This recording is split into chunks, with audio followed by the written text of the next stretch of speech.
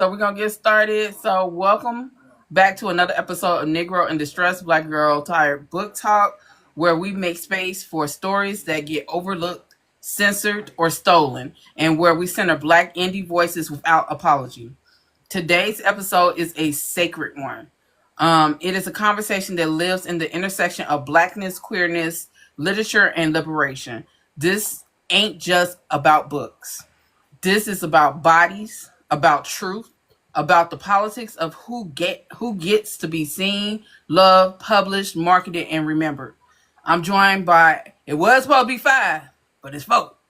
I'm joined by four unapologetic truth tellers, three brilliant authors rewriting how Black Sapphic love looks and lives on the pages, an editor who is in the queer community, fighting behind the scenes to protect our narratives, and when he get in here, one queer male author building fantasy worlds that center pleasure, power, and Black queer imagination.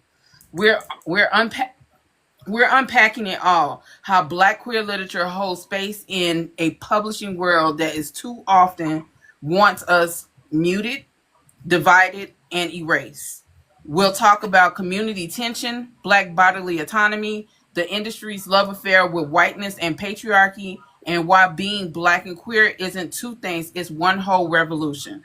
So if you're listening, lean in, take notes, sit with the discomfort, sit with the joy, and most importantly, don't just hear us, see us. Because Black, queer, and Sapphic lit ain't a subgenre. It's a living archive of survival, softness, rage, and radical dreaming. So let's get into it. So, ladies, could you introduce yourself? You want me to go? You want us to go first? Yes, ma'am. Okay, so I'm Aunt Georgia Lee. I go by many pen names, but my main pen name is Aunt Georgia Lee. And I've been writing since I was 10. I've always wanted to be a writer. Love literature. My mother read to me when I was a kid, and so I fell in love with books. And then also, when I was about 15, she decided to give me a subscription to Harlequin Romance. And so that got me into the romance era as well. Um, I actually published my first book probably when I was in my 30s. So it was the first book I self published, and it was called A Deeper Love. And then I started getting more involved within my community. And it was also a way for me to finally come out to the community and come out to my family as well. And then after I published that book, I wanted to bring out other queer writers like myself who were indie artists. And so I self-published an anthology called Longing, Lust, and Love, Black Lesbian Stories. And then after that, took some time away, actually about 10 or 15 years from the scene, had some personal crisis that happened. My mother died of pancreatic cancer. And so, thank you. So I removed myself from the community and everything at that time. But prior to that, I started working with a promoter named Betty Coupeteer. And she wanted to bring more queer people of color into the mainstream or into the pride festivals that were primarily our biggest gay pride festival here in Atlanta. And so we started bringing in queer artists to bring in more diversity within that pride. And after doing that work, I ended up being, before I left the scene, became one of their first grand marshals that last year. So that was an honor to do that because most of the time those people are politicians or really famous people, but they really appreciate the work that we were doing. And I've been doing that since then, even behind the scenes. So left, came back recently, thought the literature scene was the same, completely different now that I'm older. Thought I could just change my name. I had started off as my real name, changed it to Aunt Georgia Lee. Thought I could come back, publish a book, no big deal, didn't need to market. And it was my partner, W.O. Tracy, who kind of gave me the reality that I needed to do more work than just that it's not the same as it was. So I've been learning a lot over the last, 4 or 5 years now, you know, how to reach my community with my literature as well as outside the community. So that's a little bit about me. And I'm originally from Atlanta. And hi, I'm WL Tracy. I'm Georgia Lee's partner. And I have been writing for most of my life, but I only published my first novel, Unapologetically Eugene, or excuse me, my first novella, Unapologetically Eugene, which actually is a trans story set in the 1950s because of Aunt Georgia Lee and her encouragement to go ahead and publish some of the writings that I have. So I'm currently working on my second work, and I too am from Georgia, and I have been living in the Atlanta area for a very long time. And we've been together a very long time. She knows the years. I'm like, in the 20s. 21. About 20. Yeah, okay. 21 years. Okay. Come on, Joy. What you got for me? Hey y'all. I'm Joy Miner. I'm originally from Montgomery, Alabama. Well, born in Selma, raised in Montgomery, and now I live in Birmingham. So I say my life is a civil rights trail. I am, and it's funny. I'm what they call a late to life lesbian. Y'all know they be giving new terms. It's like we got new terms and new phrases. I wake up in the morning. I'm like, oh, okay, we got a new letter. Okay. But my daughter and I just realized I came out 8 years ago, April 8 years ago, and it's funny because I have two daughters, so that's a lot of fun when men hit on me and I'm like, no, I'm lesbian. Well, you took it twice, so and I was like, that doesn't mean you think, sir. You're under the assumption that because I took it, I enjoyed it. See, there's a difference. There's a difference. But oh my gosh, when you said you were Grand Marshal, I was like, hey, it's two of us on here. I actually got to be Grand Marshal in Central Alabama Pride last year. And it was like a life-changing event for me. I do a lot of work in our community. I'm one of the lesbians that's going to stand up and talk to you. You got a question, you want to know how it works with us? Just like it works with y'all, because she get on my nerves. She get on my nerves. I came out, y'all, oh my gosh, I thought it was going to be, oh, I'm going to be with, it's like a sleepover with my best friend. Y'all think periods, attitudes, all these labels, and the labels don't match the person on the inside. Listen, Linda. So I wrote my first lesbian novel. It's called A Stud in Stilettos because I have a friend. She was like, I'm not femme, I'm a stud in stilettos. And I was like, me too. I'm that. Because I came out and I didn't fit in anywhere. Right? I wasn't mask. The lipstick, chapstick, I didn't fit none of that. Because I'm a whole boy in girls' clothes, whole boy in stilettos. Like, can rock some 6-inch heels, but I'm a boy. And my wife will tell everybody, I'm the lady, she's a boy. Oh, like, but she's mask presenting, you know. And that one actually made me a bestseller. And I always wrote lesbian characters. There was a gay character. There was always a gay character in my books, even when I was playing straight. Y'all, I gave an Oscar-worthy performance of a straight woman.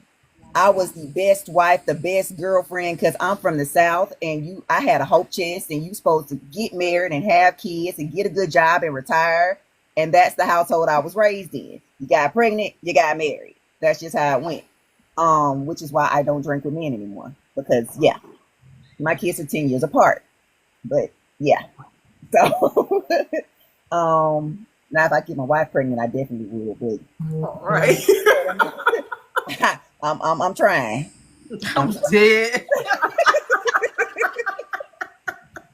I'm trying to hold it in. I swear. I told you the first 10 minutes you had me. And I was good for the first 10 minutes, y'all. Okay, y'all tracked me. 10 minutes, I was good. Okay. So, Wow. but even with writing, the lesbian characters, because when I came out, it's so sad. You come out, you think you're gonna have this great story. I came out and you fell out, and there were some friends I did fall out. Some girls stopped being my friends, I guess, because they thought I liked them. And I'm like, baby, your man don't want you. What make you think I want you? And I'm lesbian. I use my mouth. I gotta be discriminatory. I hate when women find out that you lesbian and they think automatically you like me. Yes. We were just so discriminatory. Yes. My standards are up here. Like y'all can even see it. My standards are high, sugar. And I send lesbians in an existential crisis. So I'm not finna do that with straight women. And I've even had women come to me and say, I don't like women, but it's just something about you. Baby girl, I'm not a sexual preference. Mm. Yeah. I'm not a sexual preference. I will change your life. I Jesus. promise. Don't do that. Don't do it to yourself. But so I came out and I'm thinking it's going to be this big thing like, oh, Joy's gay. Oh my gosh, she's got 2 kids. Everybody, even my boyfriends from high school was like, it's about time. My oldest came to me one day and she was like, Ma, you're a lesbian. And I'm looking around, who told you? This is how I came out. I was like, who told you, baby? She was like, when you're with me and you like, you no nonsense, but with women, you're so soft. Mm. And you want to take care of them and make sure they're okay. So I was like, oh, okay, well, I'm going to tell everybody I'm gay. And I told everybody, and they were like, you finally got the memo. Now we can work in this space. We good. So I started doing, I've been on community advisory boards for gay studies. Like I said, I am a voice for the lesbians here in Birmingham because we can't just be out. We really can't. They fetishize us and we catch a lot of problems here in Birmingham or here in Alabama. We in Alabama, y'all. Come on. Like y'all in Georgia, y'all a bit more progressive than we are. We here in Alabama. I was born in Tuskegee. I know. Oh, so you understand. You understand. But I've written a lot of gay characters and I've actually gotten really good reception for it. My first paranormal, my lesbian paranormal, I wrote after I had an aneurysm rupture and brain surgery 5 years ago. And I was like, okay, I ain't writing no more straight books. I want to write books for people that look like me. And my mindset was, and it was turned out, Storm. Yeah, I had to rehab myself because it was during COVID. So I didn't have rehab. And when I was able to write again, I was like, y'all ain't gonna tell me there's a zombie apocalypse and don't want them like this. You ain't gonna tell me there ain't no zombie apocalypse and don't want them like women. Like the whole world is zombies and ain't one of them gay. Right. So I wrote some lesbian zombies. Then I wrote some lesbian vampires. So like representation matters. And I realized the only people that were writing Black, gay, lesbic were straight people and white people. There was no Black, gay, lesbic, and definitely no Black, gay, paranormal. Like you just didn't see it. So now I'm stuck with, I gotta write gay books and I write paranormal books and I write but I absolutely love being able to show us because like I said, people really don't understand our dynamics. And can't nobody write you like you. Because I promise you, I look over at her sometimes and I'm like, if I could go back in this closet, I promise you I go back in this closet. I promise I would, but I ain't doing this on purpose, but I'm writing these books on purpose and I'm representing on purpose and I'm working in the community on purpose because if they don't see us, they can't help us. They can't know nothing about us. So we got to make sure they see us. Yeah. Okay. Now, Joy, get off your soapbox. I was finna say, and I'm going to let Tori go because you ain't got to worry. I was reeling it in. But before Tori go, and I also want to say Joy is an award-winning author because she won the Boozy Book Tour Indie Lit Award for the LGBTQIA category, ma'am. Before it turned out, sure did. Changed my life. Sure did. So I just want to say that. Go ahead, Tori. I don't know how I ended up going last. My name is Tori Moore. I am the owner, editor, designer, promotion manager for All That and More editing and promotional services. I came out really young, actually. I was very young. Mom didn't like it initially. Didn't really have to go through all the ups and downs that a lot of people did because here everybody had a gay experience in high school, and our high school was very gay. Every other girl that played basketball, girl that played softball, there was half of the volleyball team. So it wasn't something that I got any issues for outside of family. So I mean, my experience is obviously very different. I'm really grateful for that. Um, but outside of that, going to college and everything like that made a big splash as far as in the community for support. Phoenix isn't super bad. It's very friendly. It's very open. We haven't had any issues there, but still like to do things for communities outside of ours, just to make sure that everybody is treated well, especially within the homeless community.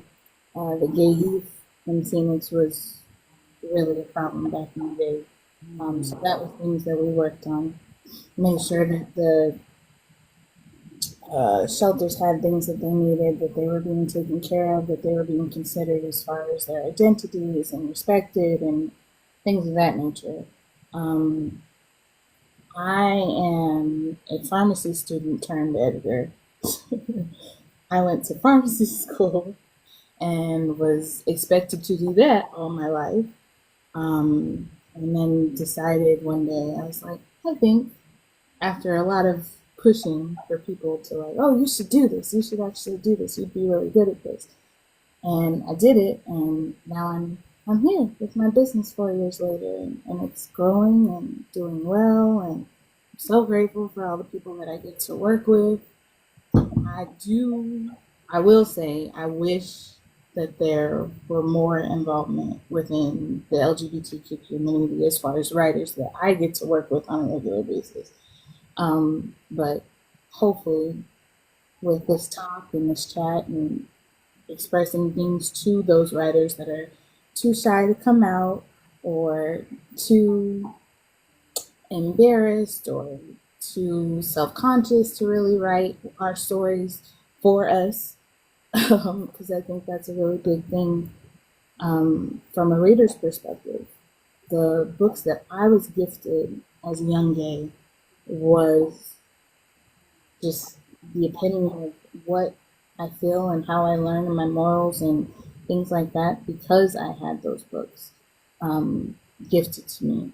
So I feel like with us being able to hopefully gain more queer writers, that more of our stories, more authentic stories to us that are less cookie cutter and kind of the same story, different font situation. Hopefully that can be moved on and people will be brave enough to actually write authentic, original stories more frequently. So, but I appreciate you, Miss Joy, and you all for your all of your individual and unique stories that are special to me because they're not all the same. And they do open up things like paranormal and sci-fi and things that put us in places where we should be that we were never put before. Mm-hmm. So I appreciate it. So I'm happy to be here. So thank you guys for having me. So this conversation is going to be a very in-depth conversation. Nothing is off the board. This is my live, and I try to get upfront and honest dialogue without the cookie cutter, patriarchal bullshit. So you can cuss, you can say what you need to say. Just be mindful and of those that you are surrounded by, because we still are on TikTok, and there's trolls. So, first question out the gate is talking about identity, craft, and intersectionality. How does your Blackness inform the way you write queer and sapphic characters? Are the two identities, Black and queer, fused in your work, or do you find yourself having to prioritize one over the other for certain audiences? No. My Black and queerness is very ingrained in my work. And I often think sometimes that's why it's not the most popular content, because these books are really heavy and they come from, my mommy issues. They come from conversations about addiction. They come from talking about women dealing with HIV positive and incorporating that into my stories. And they're not the usual romance, right? Again, I grew up with Harlequin romance where everything was a formula, which I do follow that formula of you meet, there's this conflict, there's attraction, then by mid book, there's the romance, there's the sex, then there's conflict, and then there's a happy ending. But that's as far as my books are towards Harlequin romance type of stories. They're very, very black books. Even when I write under my pen name S.L. Brown, which was supposed to be for my white audience, I always end up somehow infusing very urban content and themes into that. Some white readers get it, dig it. Some white readers, I don't know. This is kind of strange for me. I talk about sex toys. Again, They Call Me Dr. Feelgood is this over 600-page book, which is not typically the standard romance length. But I wanted to have a character who is lesbian, was in a lesbian relationship, but her and her wife decided that they wanted to have a threesome with this guy. Guy had AIDS. Guy gave them HIV. They became HIV positive through him. And she is this career woman. She owns her own cybersecurity firm with her white best friend. So I bring in, interracial relationships, real life. Like, I'm not just, all my friends aren't all black. They're not all white either. So I wanted to bring in that diversity as well. But she meets this soldier, this person who is now a veteran who's come out of the service, and she's looking to turn her life around too. This gorgeous lesbian woman who accepts her even with her being HIV positive. And that came from looking at social media where this woman is like, I can't find anybody to date me. I'm lesbian, I'm HIV positive. Nobody wants to touch that. And I want to give people hope that people can see past that and you can find love.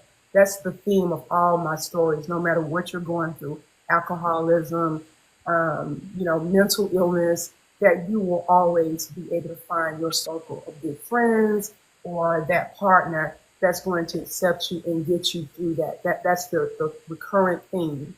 I like comedy, so a lot of, Black humor is infused in that. A lot of topics that are not always comfortable for readers who are outside of our community. The book I'm writing right now is talking about, police brutality and things like that, but it's a romance, it's a rom-com, but I've infused that into it as well. So anything that I deal with or I think about or what's going on around this world, I infuse into my work. And one of the most recent one was about, can you be a Christian and be lesbian or in the queer community? Because I come from a Southern Baptist environment, and God was supposed to just love straight people, right? But I've always had a love of God, right? My grandmother taught me that. My mother taught me that. And they never judged. Not until my mother finally decided to out me to myself when I was in my 20s, did she ever show that she may have been slightly homophobic. And even then, she still accepted me. Come to find out from the girlfriend that I was dating, she told her, well, I've had one of those situations before too. So she knew more about being lesbian than she let on. But the bottom line is, I didn't go through a lot of abuse or verbal abuse or somebody ostracizing me from my family through religion. But I know a lot of people do struggle with that, right? And so I wanted to be able to share my love of God and show that we are just as much a Christian as you, and God loves everybody. It's only your decision to put that on us and say, because you're gay, you can't be a child of God. We are all children of God. And when we hide in the closet because we want to keep our religion and our Black family, we get men deciding to pretend to have double lives. And that hurts our sisters, our straight sisters, who then become HIV positive because he can't be himself. So again, that's why I wanted to write that book, They Call Me Dr. Feelgood, as well. Like, wake up. We need to be able to be ourselves, true to ourselves, and true to the people that we love and we're dealing with. I know it's a bit long, but to answer your question, yes, I'm all in my books and what my books. I want the explanations. I want them to be long. I mean, I have tons of questions. You know what I'm saying? If y'all got time, I got time. Okay. All right, listen. First of all, Georgia Lee, the Yes, friends you can't find And that's an issue. Like I do a lot of work for AIDS Alabama. I remember I asked a friend, I said, y'all get all this funding for men seeking men and, you know, trans men and women. Why don't y'all have any funding for lesbians? This is the reason that I'm so present is because of what he told me. He said, we don't know that y'all need it.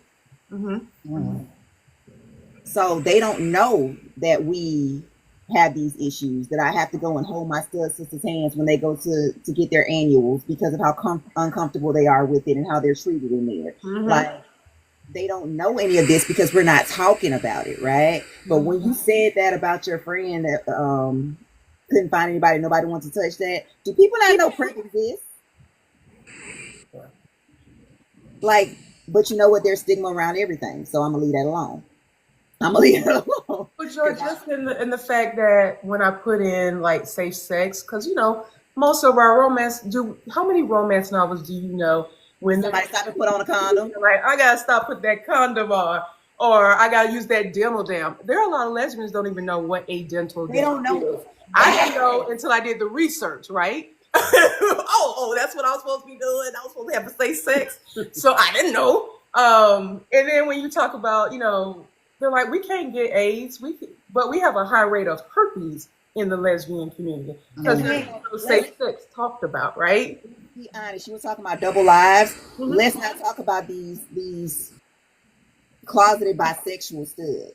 Let's not talk about that, because then you bringing something back to me, or these that don't get new equipment with every woman, so they pass STDs and STIs to the next woman.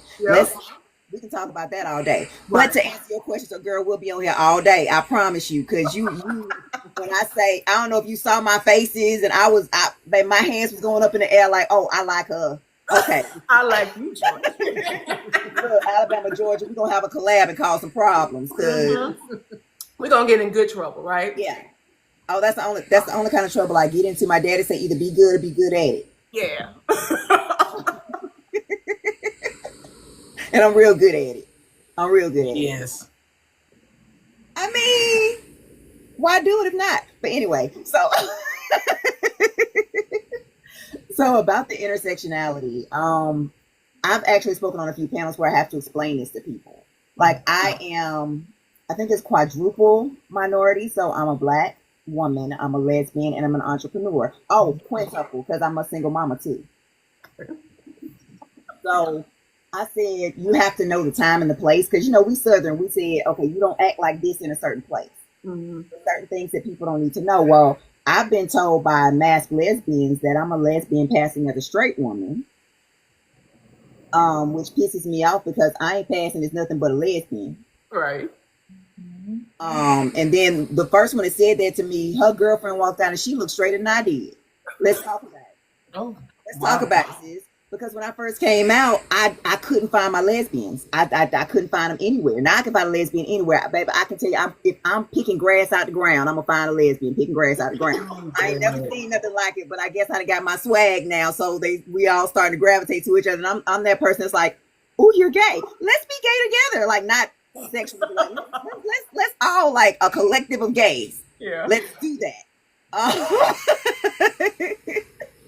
I'm just that kumbaya, like, oh, you gay? I'm gay too. Girl, me too. But me too.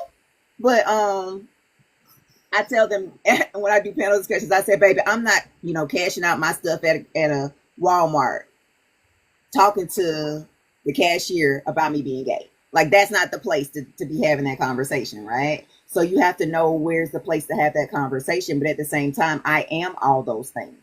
My characters are all those things. I really shock people, one, because people look at me and think that I'm my teenage daughter's age. So until I open my mouth and you hear this deep voice coming out my mouth, you don't even realize I'm grown. Yeah, it traumatizes. It's so much fun to watch. Because I'm so tiny, right? Nope. But then I start talking and you realize I'm a boy. And I say that to explain to people, like, I don't say, because we have to explain, like, my wife is submissive. I'm dominant. Try explaining that to straight people. That's always a whole lot of fun. Because when I open the door for her, they're like, you open the door? Why would I not open the door? She's a girl. Why didn't you open the door, sir? There's the question. Like, why? Yeah, I'm the dominant one. Well, we kind of switch because I'm trying to do this soft girl thing. It ain't working out too well, but I'm trying. To just kind of, okay, you want to lead? Don't lead us off no cliff now. Lead us off no cliff now, okay? So she's like, I tell her, I said, baby, I don't have a problem with jumping out the plane. I just need you to be my parachute. And when we're arguing, my parachute don't work. But I need my parachute. So all of my characters are really, really, but even my straight women are really, really strong women. They're just extremely strong women, and they don't apologize for that. And they get chastised for that, and they get ostracized for that. And guess what? They don't give a single fuck because I am who I am. And that's just womanhood, period. But then in the lesbian community, it can get really bad. Because I've heard you're not soft enough. I had one girl, I was just sitting up talking at the bar. I'm drinking a beer, watching a basketball game. She's drinking a beer, watching a basketball game. I don't know why she thought I was interested in her, girl. We both sitting at this bar. Okay. But she looked at me after talking to me for a while. She was like, you're just not soft enough for me. I was like, you made the wrong assumption in thinking I was even interested in you being interested in me. See, I don't like anybody that pursues me first. I'm the aggressor. Because and mass always come to me. They have that bi straight woman kink, and they come right on over here. Realize I'm a whole lesbian, then they don't want to be over here no more. Because you can't get that pseudo dominance. You can't pretend to be dom with me. But when they're with women that may be bisexual and are feeding into the heteronormative roles, then they automatically put them in that masculine role because they want a woman who looks like a man and acts like a man and all of that. But my characters always catch flack because when I first came out, like I said, I didn't fit nowhere, and I did not expect in the love is love community to be discriminated against the way I was discriminated against.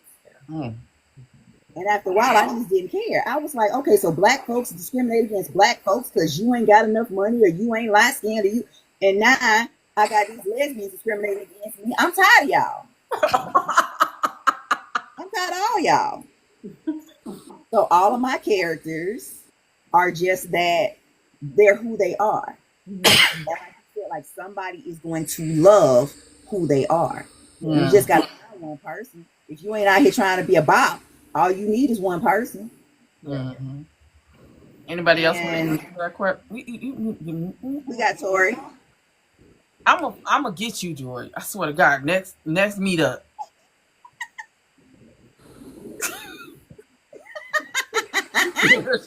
Bruh.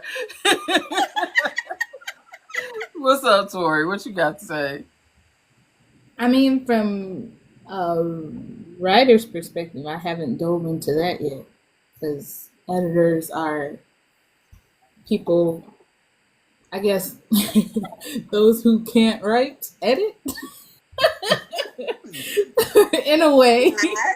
I haven't dove into that yet. But from a reader's perspective and an editor's perspective, obviously it's important to make sure that things stay organic and that things don't get pushed into a direction you think it should be in for the sake of the reader. Because especially when editing for queer authors in general, it's already such a great feat that you're here in the first place. I don't want to water down your stuff. I don't want to make it more marketable. I want it to be true and organic to you. I want it to be something that you ultimately, once you publish it, you see it, you have it, you're happy with it. So I just want it to stay true to what your original voice was. I'll clean it up for you. I'll make sure that it looks pretty, but I want it to keep its core.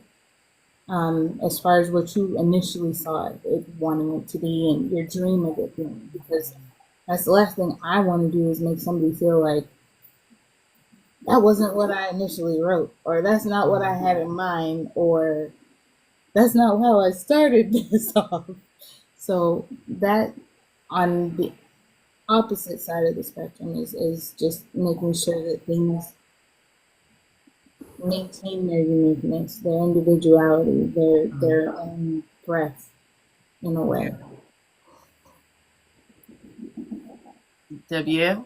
So to answer the question, my characters are people first, and I think that's one of the reasons why I did write Eugene to start. It was funny because we were having a conversation about which book I was going to write first, and he, because it is 1950, he wasn't actually, he's not trans, but in modern day terms, that's what he would be considered as.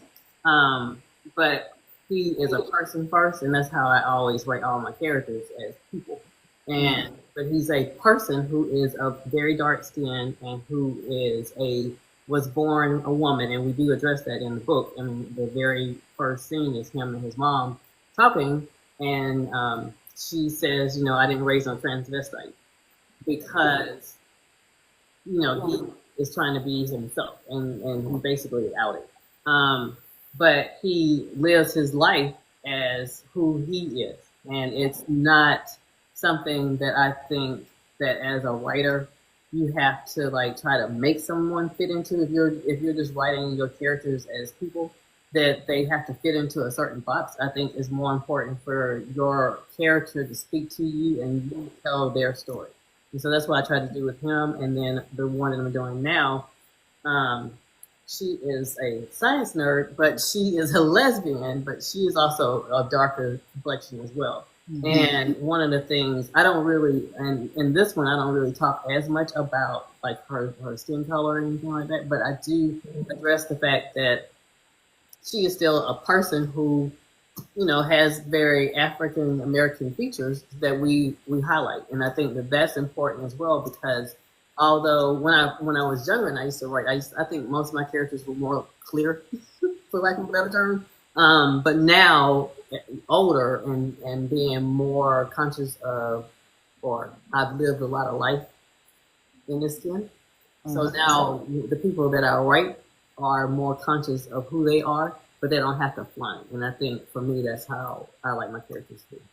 Okay. Tell them why you chose to write a trans character, and also why you're writing this dystopian one. Like, why not just let people who are trans authors do it? What were you seeing as far as books that were available for trans characters? That is a big sore subject for me. So one of the things, besides the fact Eugene was talking to me, was also the fact that when I started looking for books that were trans books, they're usually very glorified sex bot looking white people who are trans men, or trans women who tell very salacious sex stories. And it was my goal to tell a story about a person who just happens to be someone who identifies not of the sexual orientation that they were born. And I'm getting frustrated because that was a sore subject of mine. Yeah.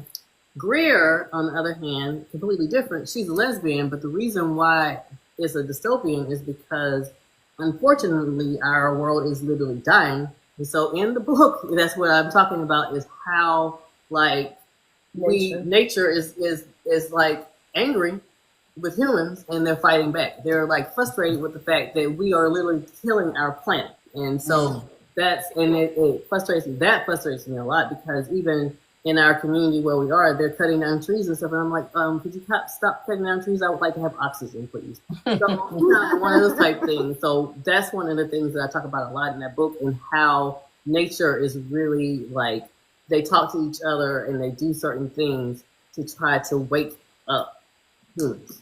There's no real global warming going on, right? You guys know that, right? Yeah, please don't get me started on the cat hair orange man. Please, because that I know I'm gonna get kicked off live.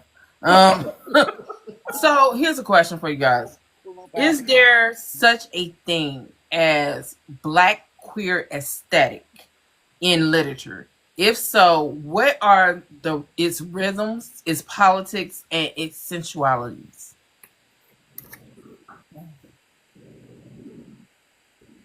Yeah, I'm known for these questions. I'm sorry.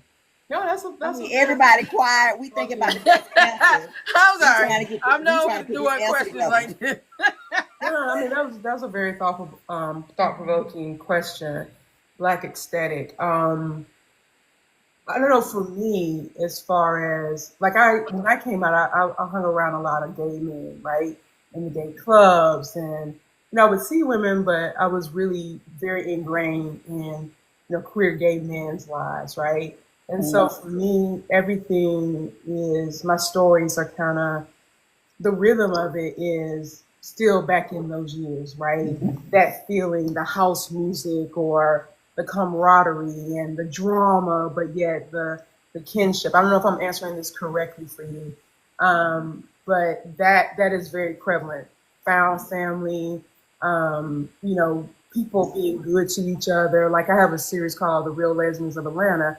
It's because the Real Housewives of Atlanta, I think that's the right name. Am I saying that? It's so catty and backbiting, and we're so bitchy, and everybody gets off on that. I don't.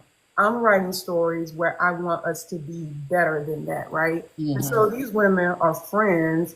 They've met through this one young friend, Mackenzie, but they're in their 30s. One is even 60 years old, and she has a way of bringing people together. And they're all about supporting each other. They're good people. One is going through, being outed as a contemporary jazz artist, but a lesbian, who's also dating a politician, right? And then you have the 60-year-old who lost her wife 5 years ago, and now she's trying to get her groove back, and these young friends are helping her go online and date. And she's dealing with, menopause and stuff, which we both are. God help us. We're doing it together. By the way. I don't know if y'all experience that. Yeah, so I bring that up. And then you've got Layla Joy, who wants to be an aspiring actress. She's in her 30s, but it's all about colorism. Her skin is too dark. She's not the right look. And she falls in love with this hip hop artist who is a social media influencer as well. This kind of, stud boy who's trying to go from bad boy to good girl. So it's about, that and the religious aspect of her family. And then you've got breast cancer. My partner is a breast cancer survivor. So A Misdirection is about a filmmaker who recovered from breast cancer and her partner, trying to get her partner to come together with her romantically now, who is stuck on, I want you to still take your medicine, do these things, save your life. And she's like, I don't want to be bound by, I'm past that. I don't want to be bound by medicine. So I want to live my life as long as I can. And them raising her brother and sister-in-law's children because they were killed in an accident. So it's all about that found family stuff coming together in A Misdirection, right? And now we're talking about a curvy woman, a lawyer, very very confident, Miss Monica Kelly in Baby Got Body that's coming out in June. But she's dealing with a family that, like, you eat too much, girl, you gonna gain weight. Get some of this chicken over here, though. I mean, they still feeding her, but then they're critiquing her body. And she has two suitors that are one's stud, one's a little bit androgynous, one's a lawyer, and then one's this, landlord that, she's falling in love with too, a romantic comedy. So I guess, again, long story short, mine is all about, real life situations that you could be in and giving you that happy ending, that hope that there is found family, whether it's in your own family or somewhere else, and then still infusing comedy and romance into these love, because they're love stories, no matter how heavy they are, but they also have humor. All my characters have some sort of comedic timing and, will make you laugh, but they can also, make you feel. I want people to feel. Okay. I don't know if that was the answer you were looking for. I'm sorry. There's no right or wrong answer. These are just questions that I was thinking about as I was going through y'all social medias and seeing things that y'all may have posted or things that I saw, or because I know Joy. So a lot of times the questions are based off of those type of things. I may come off and say it to make you think, but it's just nobody's answer is wrong. Yeah, I like that question though. Thank you. I was thinking that too, because my issue was, and I see this a lot. I love being on gay TikTok, y'all. Oh my God. I love being on the gay side of TikTok. Absolutely love it. But it's because this younger generation, and I tend to be that gap again, because I guess I look like them, so I can be around them. But and I've got a teenager and a 23-year-old, so I'm kid mom is what my kids call me. I've never grown up. Tori, you okay, baby? You okay? Take a breath. That was shocking. I'm surprised. I'm sorry. I guess that was the shock you were talking about earlier. But My oldest is 23. Yeah. Yeah, yeah. I'm older than I look. Uh, okay, I'm good. but I love seeing their videos that say, "How do I look more gay?" Because that was my struggle when I first came out, y'all. When I tell you I had rainbow everything, I had rainbow hair, y'all. Yeah. I had rainbow everything because I need to, but because I'm such a vibrant person, people just thought, oh, that's just joy. No, I'm trying to find these lesbians. Y'all don't understand. Like, I'm tired of getting the ones the bottom of the barrel that's just throwing a ball out there and hoping to hit somebody that's gonna holler back. Like I want Oh to my find. God. I'm trying to find the lesbian honeypot. That's what I was looking for. Okay, like where do I find the good ones? Because the first few that I dated, it was like, ooh, baby. Oh my God. I had friends that would make jokes like, Joy, we just gonna send you some batteries because I had got to the point where I was voluntarily celibate. I was voluntarily celibate because I'm not finna play with you because I'm sleeping with these women and how you a woman and don't know how to please a woman. You ain't never played with yourself in your life. Like that was traumatic for me. Like, but my writing dispels those preconceived notions because I came into it with a lot of them, y'all. Like, oh, she's a girl. She knows what to do with that. No, she does not. I did not even realize that there was a difference between friction and, like how you're stimulated or how, like, when people are like scissors, that's what some people do, but other people don't. So I have to ask them, like, how do you like to be pleased? Because some people, that's what they like versus it don't do nothing for me. I just feel like I'm hunching in the back of a car when I'm a teenager. It doesn't do anything for me. So imagine me doing what gets me off. It's kind of like when we talk about men don't know how to please them. Yeah. And me doing what gets me off. And it's like, that's not even what she like. Right. So I when I write my characters, you're asking these questions. You're talking about these things that people don't, and it goes across both sides of the rainbow, but I bring out all of that. Yeah. Right. Mhm. I bring out all of that. Like when I went to my first lesbian party when I came out, y'all. Oh, all black lesbians. I walk in there, I got on my miniskirt, my high heels. Again, I get a beer, I sit at the bar, and I'm drinking the beer, watching the game. I'm the only feminine presenting woman sitting at the bar watching the game. I see all the films dancing, twerking, having a good time. I like to dance and twerk, but right now this game on. Like I'm the throw your bottle at the TV kind of person Oh my God. during football season. Okay. So no, like they know when my Saints are losing because I'm gonna punch a door or something. Excuse me. But I'm sitting at the bar and I'm watching the films come over and come onto the masks, right? The studs. And you have to think I was playing straight. So it's the opposite of what I'm used to seeing. And I walk out and I call my first girlfriend, one of my best friends. They love me. I love them. If you don't accept them, you don't accept me because we ain't going to be together if I can't have nobody in my life. That's just it now. But I called them and I was like, I'm at this lesbian party. And they were like, and the ones who look like boys are just sitting and the ones who look like girls are the ones that are hitting on them, right? And I was like, yeah. And they just said, doo-doo-doo-doo-doo-doo-doo. I didn't understand. I didn't know what an aggressive femme was. I didn't know, subs rule the relationship for real. They really do. Subs really do run the relationship. Because a dom. Why are you looking like that, Tori? Like, wait. You don't agree? Oh no, I totally agree. It's just it's not a very common thought for most people. People assume the power goes to the more aggressive or the more dominant, the more expressive, the more. No, but I know my wife, when the time comes, if I were to snap my fingers and ask for something, she will make it happen. It's not that I try and abuse that power by any means, but but it's very true. It's something you would think is obvious. See, Well, I've got to no. disagree. I think it depends. Yes. I think it depends. I do. Okay. I do. Okay. Because it I can think flip-flop, too. it can. Okay, so I'm the more dominant in our relationship, right? However, if there's a bug or something in this house, I am not going to be the one to go get it.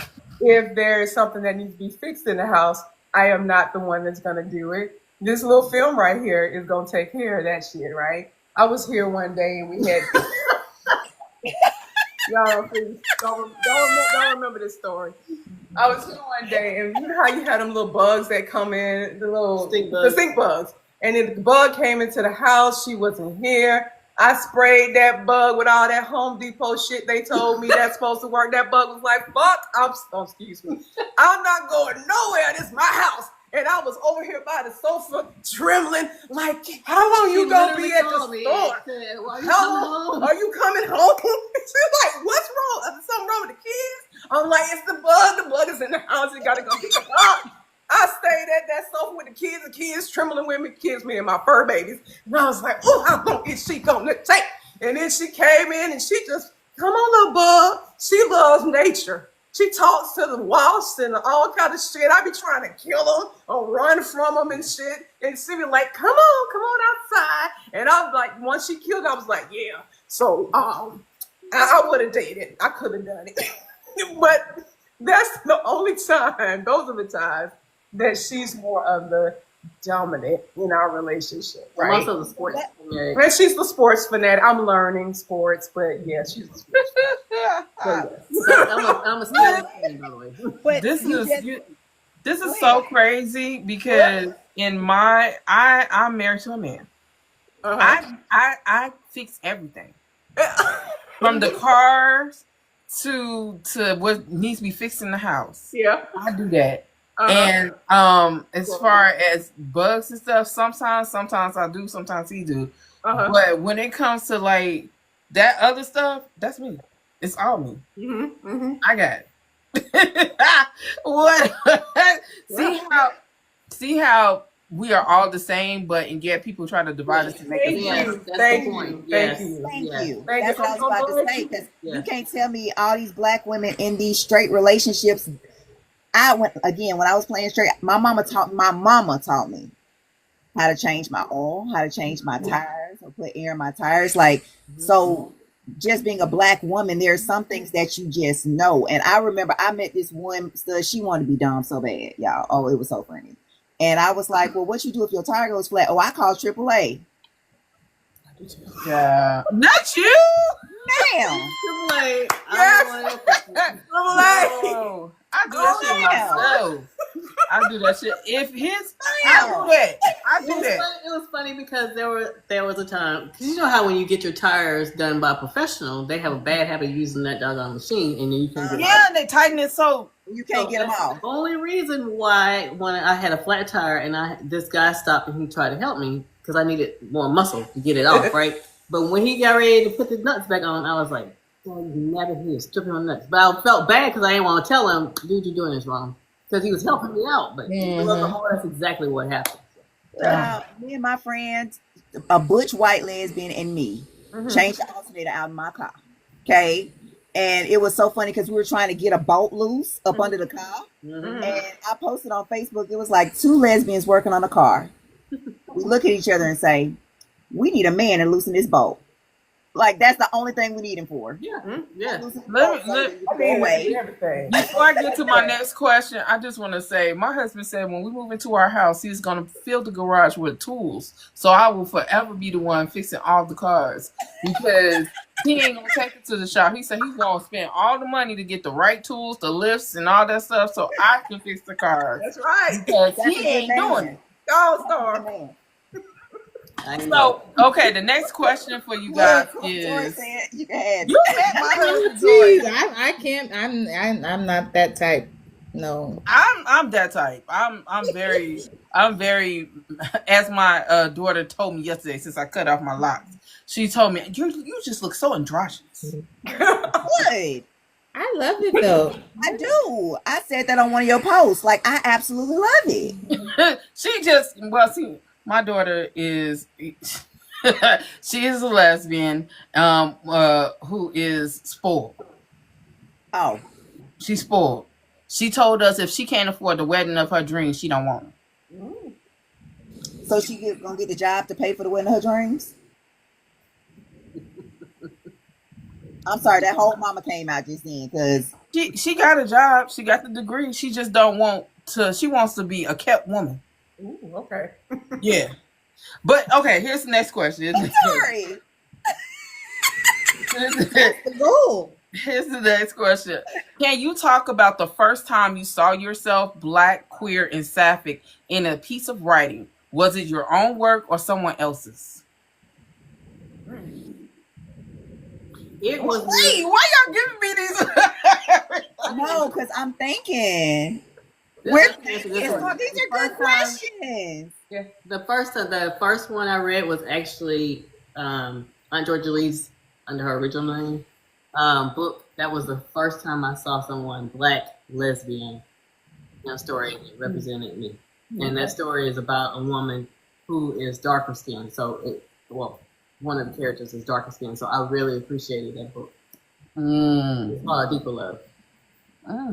And then my first book was by, you probably have never heard her name. You won't be able to find her books or anything like that. Deirdre Adrienne Nesbitt. Because dating myself, when I started writing in our community, there were more spoken word artists and things like that. We didn't have a lot of Black queer lesbian writers, right? We were doing spoken word. And then you had Lisa C. Moore, Fire and I'm sorry. What's the name of the publishing house? Fire and Ink Publishing.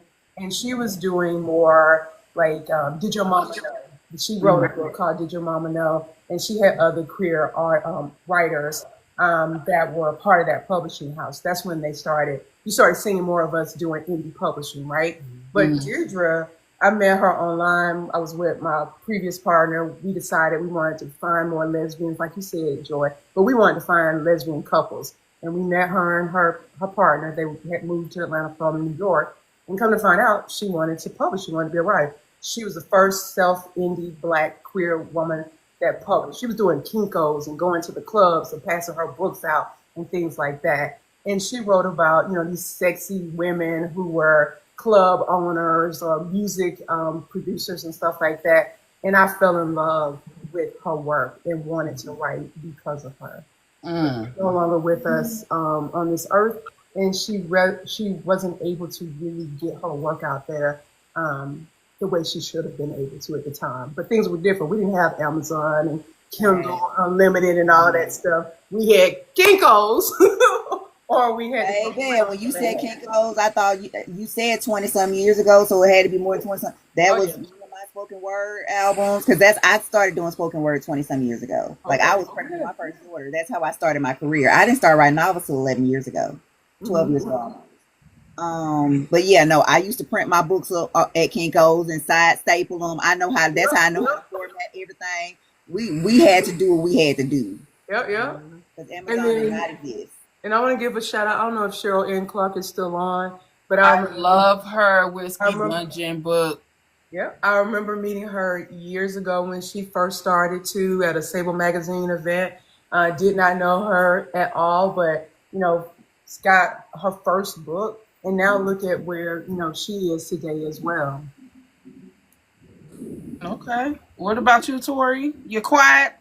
Cause you've been quiet, just soaking it all in. I am. I'm like I said, I'm just happy to be here. My first book, it was a gift to me from I call her my fairy godmother or a fairy game mother. She gave me an Audre Lorde book that I read frontwards, backwards, sideways, upside down at night when I wasn't supposed to. Her Black Unicorn was something I used to carry in my purse and just be reminded of myself that regardless of my differences, I'm still special and I was still important. And it was very reaffirming for me to be able to see those words written by another Black lesbian woman who, during her time, obviously, she was growing up maybe in the 70s. So I'm like, I couldn't necessarily exactly relate, but the fact that she was just giving me, in her own way, affirmations, things to remind myself when I got down on myself or when things got really difficult or uncomfortable for me, that, like, I'm fine. You're okay. Yeah. You will survive. Yeah. So yeah, that was my gay Bible back in the day. What about you, Joy? And you know what? I read Black Unicorn just because Audre Lorde is a badass poet. Okay, like I didn't even know. It's so crazy what I did not know. I didn't even know she was lesbian forever. Like I was just reading her work because her work was so good. And her and Nikki Giovanni. Let me tell you, Oh yes. baby, I love Nikki Giovanni simply because before she passed, I met her 3 times. The last time I was like, you know what? She just at that age and at that stage where she just don't care. Then I realized she never cared. I met her 3 times over 30 years, and she just did not care. And that was affirming for me because it was like, well, I don't care. You know, I do like some stuff hurts me, but it takes a whole. I'm a Scorpio, so it takes a whole lot to hurt me. But when you do, then I want to come for your throat. I just want to let you know that. But you have to have a thick skin when you're writing and publishing, especially what we're writing and publishing. Yeah. I saw myself, what I do, my tagline is my life's a Joy Minor novel, right? That's been my tagline since I've written my first novel. You know, my first novel, Vices, was actually about my first marriage, and he was abusive. And my friend used to call me sitcom because she was like, Joy, every time we go out, some shit happens to you that only happens on TV. I've never had a friend where we can go out to the grocery store and I'm looking around like, where's the cameras? Like, that's just my life. So I was writing myself when I was writing the gay characters in my books because I didn't see myself. So, of course, I started writing the bisexual women who I call it had a little taste of pussy every now and then. Like, they weren't all the way, but they just wanted it from time to time. And that's what I thought I was. Like, my gay friends would say, oh, Joy, you're the best ally. Because at this point, I just accepted I was going to be in a straight marriage. I was supposed to, because my dad is a deacon. I went to a Catholic school, grew up in a Baptist church. I was at church 7 days a week. Understand? Right? Understand. So there was no, I mean, I had boyfriends, but like I said, them boys, and that tells you something about boys. They knew I was gay. They ain't care. What was the saying? They don't like girls because they like boys. Well, in that case, I'm a technically anyway. But I wrote those characters, and my friends would say, "Oh, you're the best ally," and I was like, "Okay," because I was always active in the gay community, but I was only a supporter. And then I started to be like, I want to be with a woman from time to time. And even when I was playing straight, I was married to these men because I had children with these men. I wanted my children to be raised with their fathers. Of course, it's better for them to be raised without their fathers because their fathers ain't shit. So at this point, I'm good and they're good, right? But my daughters both came to me and they were like, Ma, like it wasn't it for them. And I appreciated them saying, Ma, we don't like this, but I did not sleep with these men just because I was married to them. They knew I was gay, right? So I did not sleep with them. My rules were go out there and get what you want to get with who you want to get with, but they better not come to my house because this is where my children stay. So don't bring no drama to my door. And if you bring drama to my door, we're going to whoop her together. And then I'm going to go upside your head when we get back in the house. Like, don't bring no drama to my house. I'm letting you go out here and do what you want to do. Just leave me out of it because doing me is not an option. But we're going to raise these kids, though. Since you want this child so bad, we're going to raise these kids, though. So I was able to write myself in my stories, see myself in my stories. But then I started saying, well, I want to be with a woman, but I couldn't do that because I have children and their dads are really vindictive. Even now, like my last Phoenix is my baby girl's daddy, held me hostage in that marriage for 7 years after I put him out my house. Messed up the paperwork for 7 years.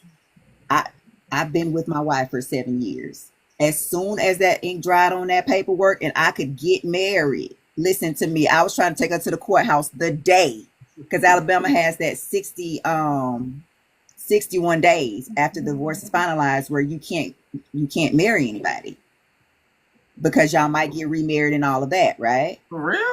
Yeah, it's a cooling off period. After the divorce paper is signed, you have to wait 61 days after the day the divorce paperwork is signed before you can get married to somebody else. Yeah, damn. I'm glad I live in Illinois. It's usually on that blue law.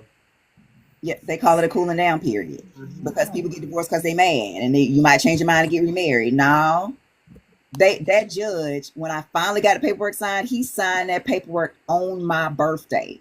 My divorce paperwork was signed on October 31st, a year and a half ago. I could get married. I did the math, y'all. I could get married on December 30th. Listen to me. I knew when I wanted to marry this girl. Because it was like, oh, I can actually do what I want to do. But until I could marry who I wanted to, I was writing characters who were living the life I wasn't able to live. Right. I was writing love. I was writing that complexity. I was writing, and then y'all coming out and just being able to write all the craziness that is the alphabet mafia. That's what I call them. We the alphabet mafia. Okay. Because you gotta be thick of skin. You better be a gangster to be on this side of the rainbow. Yeah. And I'm good. I'm writing a book called Unhinged right now. Because I keep telling these women, stop coming across this rainbow and damaging our studs and then going back over there to them straight men or to them men because you was always straight and y'all leaving us with broken studs that we gotta fix. Now we picking up the pieces because you came over here because you thought men was doing you dirty. So you gonna come and get a woman that's gonna spoil you and treat you right. Then when you realize that she's a whole crying ass girl that's gonna lay up under you and want her back rubbed and want her feet rubbed and want to be the little spoon. They're girls. They're girls. Like I buy all of my masked friends and my wife especially. I buy her flowers all the time, and she don't even like flowers. But it's like I want you to remember, baby. Our first date, I brought her a dozen roses to our first date. It was our first time meeting in person. I brought her a dozen roses because you're a woman, and she's since embraced being able to be feminine because because of course they look for studs. If a woman is looking for a lesbian, they're gonna be all over the studs. An easy transition. Because they know that those are, they know they're lesbians for sure. But I write all of that craziness because in the book Unhinged, this woman's husband leaves her. She decides that she's gonna be gay. So the whole story, the whole heart of that story is, girl, stay your ass across that rainbow. Don't come over here. Don't come over here. You can't be jump roping with our rainbow. Oh boy. Because then with this woman, she treats you so well, but then she realizes that you're trying to force her into this heteronormative role, so she leaves you alone, and now you done lost your mind, and you stalking her and all of this. She loses her mind completely because now she thinks nobody wants her. No, you shouldn't have been over here, no way. So let me ask this. There's often like tension between like the Black queer communities and the larger Black cultural spaces. How does this tension show up in literature, if at all, do you think? When you say there's tension between the overall... When I say the tension between Black queer communities is, this is the Black queer community, this is the white queer community. Oh, okay. They want to be a stud, but they butch. You know what I'm saying? So it's like that friction right there. Or the larger Black cultural spaces is, we grew up in a heteronormative society where a woman should be with a man should be with a woman. Anything other than that is looked and frowned upon between the older generations. And I ain't even gonna just say the old, because some of y'all young bitches, it's young too. Some of you young bitches and Negroes out here really showing y'all asses on these apps. Like Jesus. But that's what I mean. How does that tension show up in literature for you? For me, it doesn't Mm. very much, because what I've realized is that none of us get along, even in our own queer community, right? So we Did I talk, say that? so we talk Yep. about. I mean, I don't mean anything disrespectful to any community, right? So Tracy and I started Q Wild Books last year Mm-hmm. because we were both, specifically, I was having a hard time finding my audience because I just don't fit in I won't say cookie cutter, but I just don't fit anywhere because it's romance, but it's heavy. And, there's a lot of things going on in that book that's not just easy to take. And you may not feel like you want to deal with the heaviness part, right? Mm-hmm. And then I'm not a TikToker. I do more social media now. I'm an introvert. I do the best I can to be more extroverted. So that was an issue too. And just again, trying to figure out the landscape, things had changed so quickly. But one thing I noticed is I kept asking people or going on TikTok, and I was seeing the same names being repeated in our community, in the queer community. Same author, same author, same author, same author. And I remember doing this whole diatribe for 10 minutes on TikTok about, I'm here, we're here, there's more of us. Why don't you want to read my book? And I deleted it, and then I took myself off of TikTok. I was like, fuck you, TikTok. Fuck you, people. I don't care. And then when I calmed down, it was like Thanksgiving. I was like, Tracy, we should do? I think we should just build a website and we just bring us all together because we need help. And so we built QR Books in a month and put it up, rolled it out January, got a lot of good support. Initially, everybody was happy. The queer community was happy. From our community, Black queer, no offense to my white sister and brother, they were happy. Oh, they were on board. Like, oh, we want to attach ourselves to this new QR Books because we're for the people. And so we were all getting along really, really well. That's about 2 months. It lasts about 2 months or maybe past Black History Month.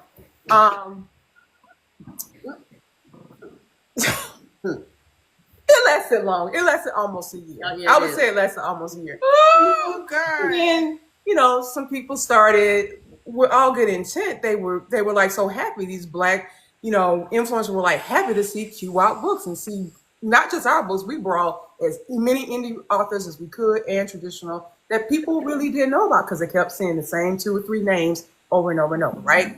So the white community was like, oh yeah, we're good. We're down with this, until an influencer said about one of our peers, in the white community, why don't you represent more Black people of color? And I think that became an issue because now it's not like you're seeing us as your ally.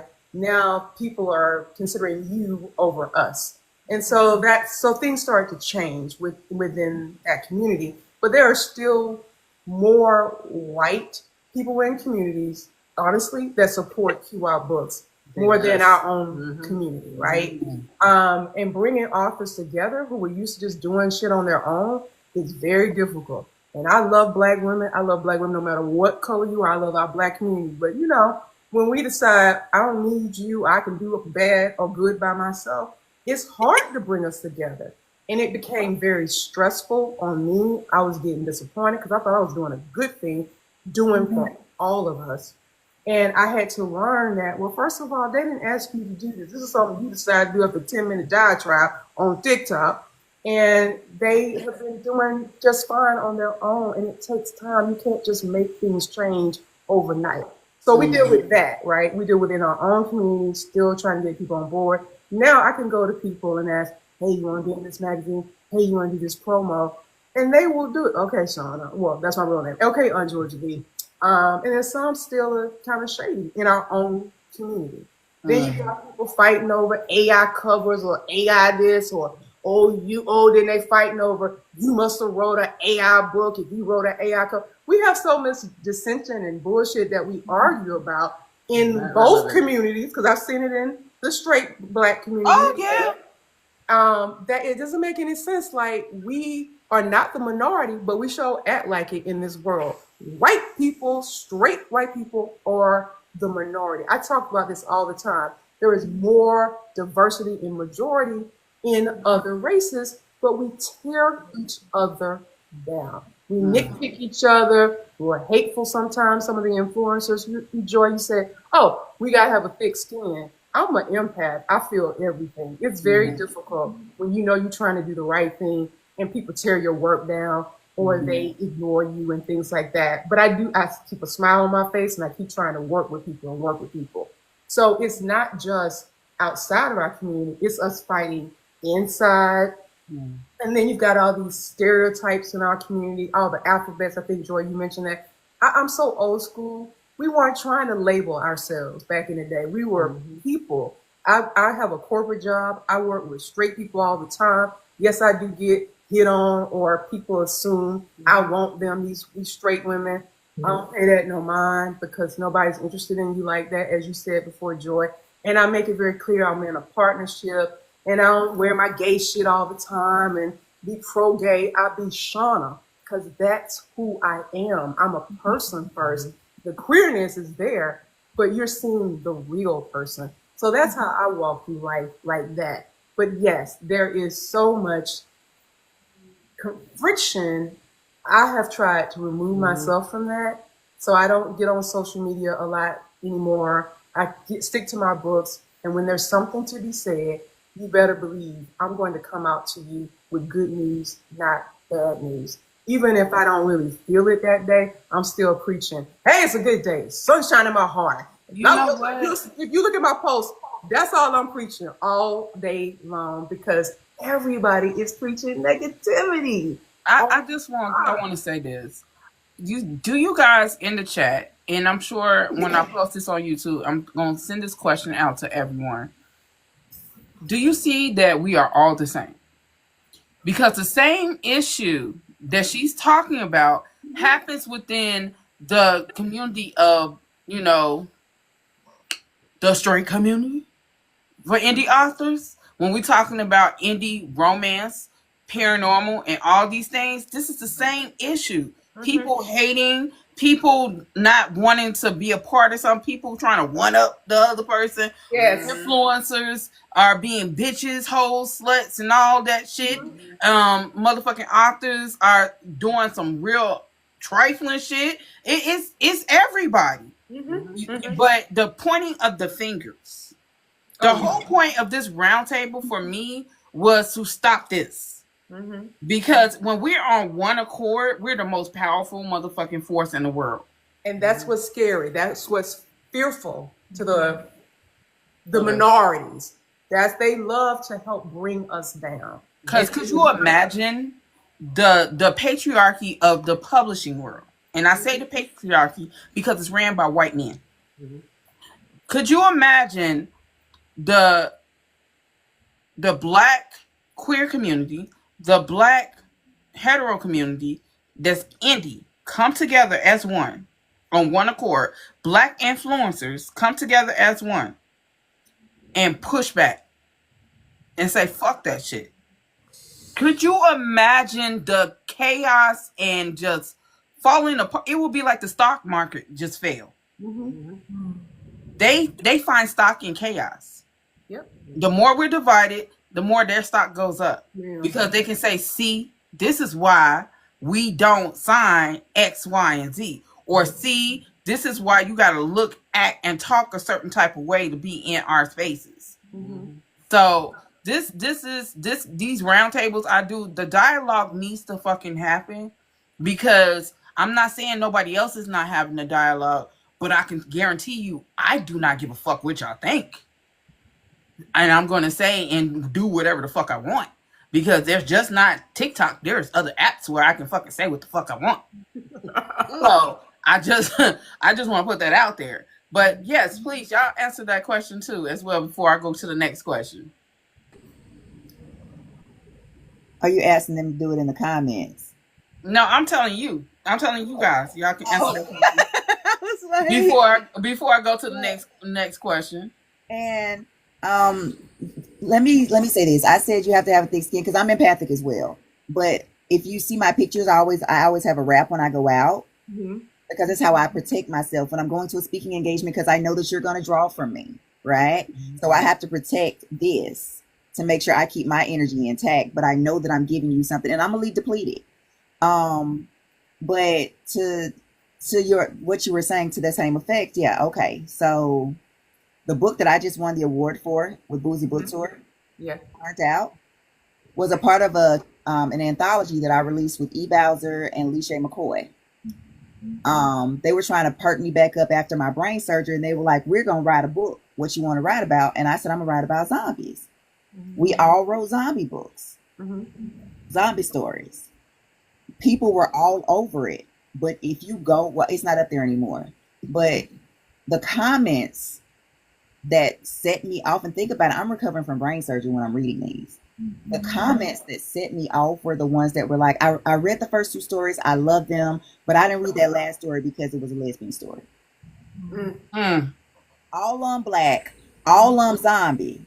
Now, did I find some amazing readers from that anthology? Absolutely, I did, because, and this is what I hear all the time, Joy, if you don't think about the fact that your characters are gay, they're just people. That's exactly what it is, because we all jacked up walking around here with all our traumas and all our issues and trying to pay our bills. And you got fur babies, I got fur babies and real babies. And listen, baby, my edges, okay? So we have the same issues. I'm sure you struggle with writing your books just like I struggle with mine. I'm sure you go out your house. Here's the thing. All of us are women, right? Black women. When we go out our houses, they ain't looking at us and seeing gay women first. They ain't looking at us and seeing straight women first. They might not even look at us and see women first. They see Black first. Then they see that you ain't walking around with a meat muscle. Or they hope you not. Right. At this point, you know what I'm saying? And then they start to peel back the layers. But first, I'm Black, babe. That's the first thing you're gonna see about me. So why do you think my struggle, as a matter of fact, my struggle is worse, because then you have to look at all these other layers. Because I am Black, because I am a woman, because I am a lesbian, because I do have children, because I'm a high school and college dropout, y'all. I have all these things. So I can relate to all of these struggles, right? But your biggest issue with me is that I like girls. You ought to be happy I like girls, because I'm taking one of them girls out of the 7 to 1 that it is women and men. So now you only got to worry about 5 other women. I'm helping your statistics. I'm helping you out. And you mad at me. You're not even seeing that I'm just a person. But I get that all the time. And like I said, I'm unassuming. Well, that's a lie. I'm like this from the moment I open my eyes, so I can't say I'm unassuming. But the reality of it is, I have your struggle too, baby. My mama called me. The first girl I thought I was gonna marry tried to strangle me to death. Like, tried to kill me in front of my children. So y'all can imagine the fallout that happened with that. We were homeless. I mean, we went through a lot. But do you know how many women have gone through that? Yeah. Let me tell you a couple of things that I learned. I had a bite mark. I had her nail marks in my neck. I had a bite mark on my chest, because when I realized that she wasn't going to let me go, I literally hit her upside the head and knocked her off me. Right? Be careful when you're talking about violence on here, because they will flag it. Oh, sorry. So we that situation ended. The police came, right? There was a female police officer, because they took her. There's a female police officer standing next to me, and she leaned in and she said, "Maybe this is God's way of telling you you're supposed to be with a man." I said, "Do you tell the women who go through that are with men the same thing?" I just went through a trauma, and you thought that was okay to say. That was what you decided to say to me, a Black woman police officer. So I'm saying that to say, like, my mama called me about 2 weeks later, and she said, "All you done been through since you've been out," because I'd only been out for like a year. "All you done been through since you've been out, Jamisha." That's my first name. Jamisha's my name. My wife's name is Tamisha. It's so cute. But she said, "You still gay?" I said, "Yeah, mama." That don't change nothing. She said, okay. She said, well, my pastor did a sermon, and he was talking about, he said, you know, gay people go through the same thing. They pay the same bills. They had the same relationship issues. They hate their jobs too. They car break down too. They got to put gas in their car too. They got 401ks too. She said, I realized it ain't no different than what I go through. Mm-hmm. Mm-hmm. I love you, mama. So let me ask this. Is the Black queer body seen as its own narrative object? How are our bodies written about by us and by those outside the community? Go ahead. She lit up. Go ahead, sis. I mean, as far as my writing about our bodies, right? First of all, most of my characters, my main characters, are very strong Black women because that's what I was raised by, a strong Black woman. And even my grandmother was a really strong person too. Mm-hmm. So every story is going to have that strong Black woman character. And because I like, you know, Storm, I think you had like a post where you were talking about lifting weight and how you used to do strength training. So I want to get big, you know, strong and stuff, especially this girl over here. This girl is heavy. And I was trying to do that thing and waiting to exhale, you know, where the guy was trying to pick her up. I was trying to be all romantic. What happened? I was like, girl, you made it still. You made it still. So I've been trying, Storm. I've been trying to work out. I can pick her up one day. But anyway, I got herniated disc. Oh my God. No, just caveat, you know, just let her know. I got herniated. I can't be messing with my back. Right? Just replay this if you end up on the couch tonight. That's all I got. I was going to say, tread lightly. I don't know where I was going. But anyway, so yes, menopause. So, you know, I got the film girl, the film aggressor, you know, and she be just controlling things like you ladies said. And then you got the stud who is, I envision whipping me one day. You know, she muscular, she quiet type, although I'm not very quiet. But anyway, so, you know, that's how I usually have the stud and the film. But this new book is a very curvy woman. She's, you know, heavy set, nice big breasts and big hips and all that. Because I want to show diversity in my characters. I don't want every character to be, you know, slim waist. She's small, nice petite handful of breasts. You know, the main character is, you know, her partner is real muscular and gorgeous and perfect. You know, they have their own beauty, right? Mm-hmm. So that's how, you know, I show up my characters. This one being the first that is that big curvy woman as well, right?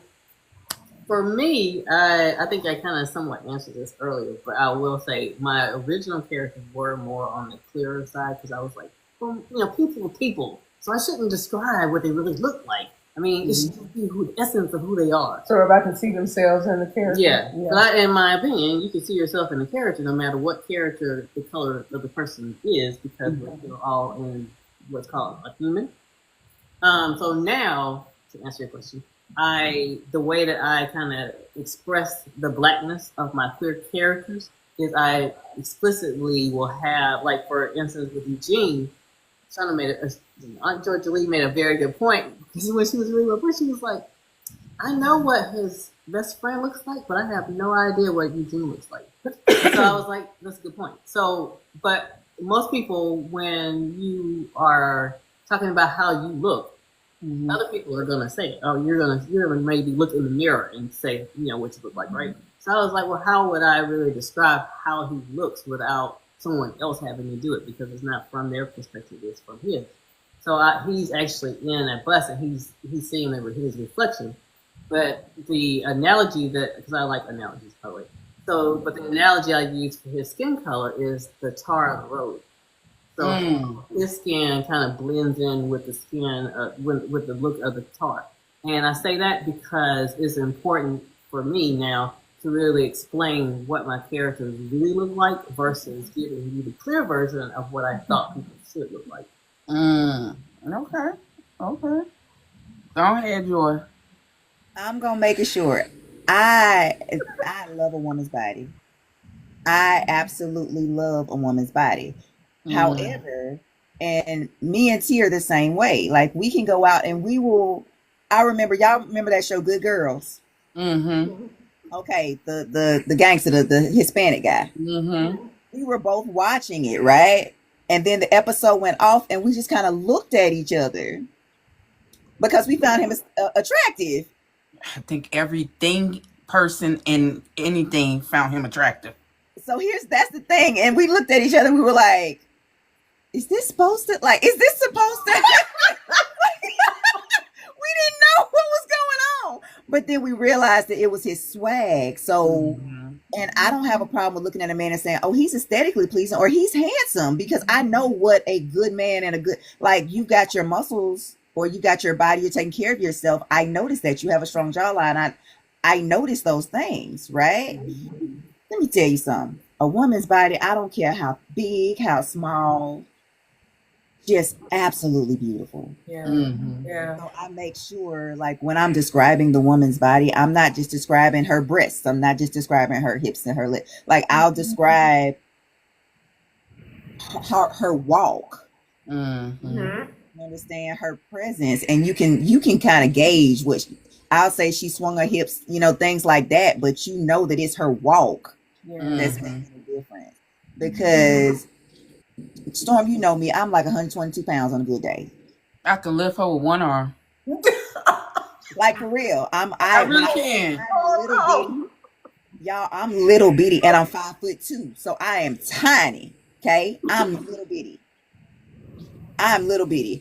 But when I walk into a room, and my oldest was the first one to tell me that. She said, "Mama," because she's a poet, and we were both poets at the time, and I would want to come to her stuff, and I'm, being a mama, and she said, "Ma, you can't come." And I'm like, "Well, baby, I'm gonna sit in the corner. I'm gonna be quiet.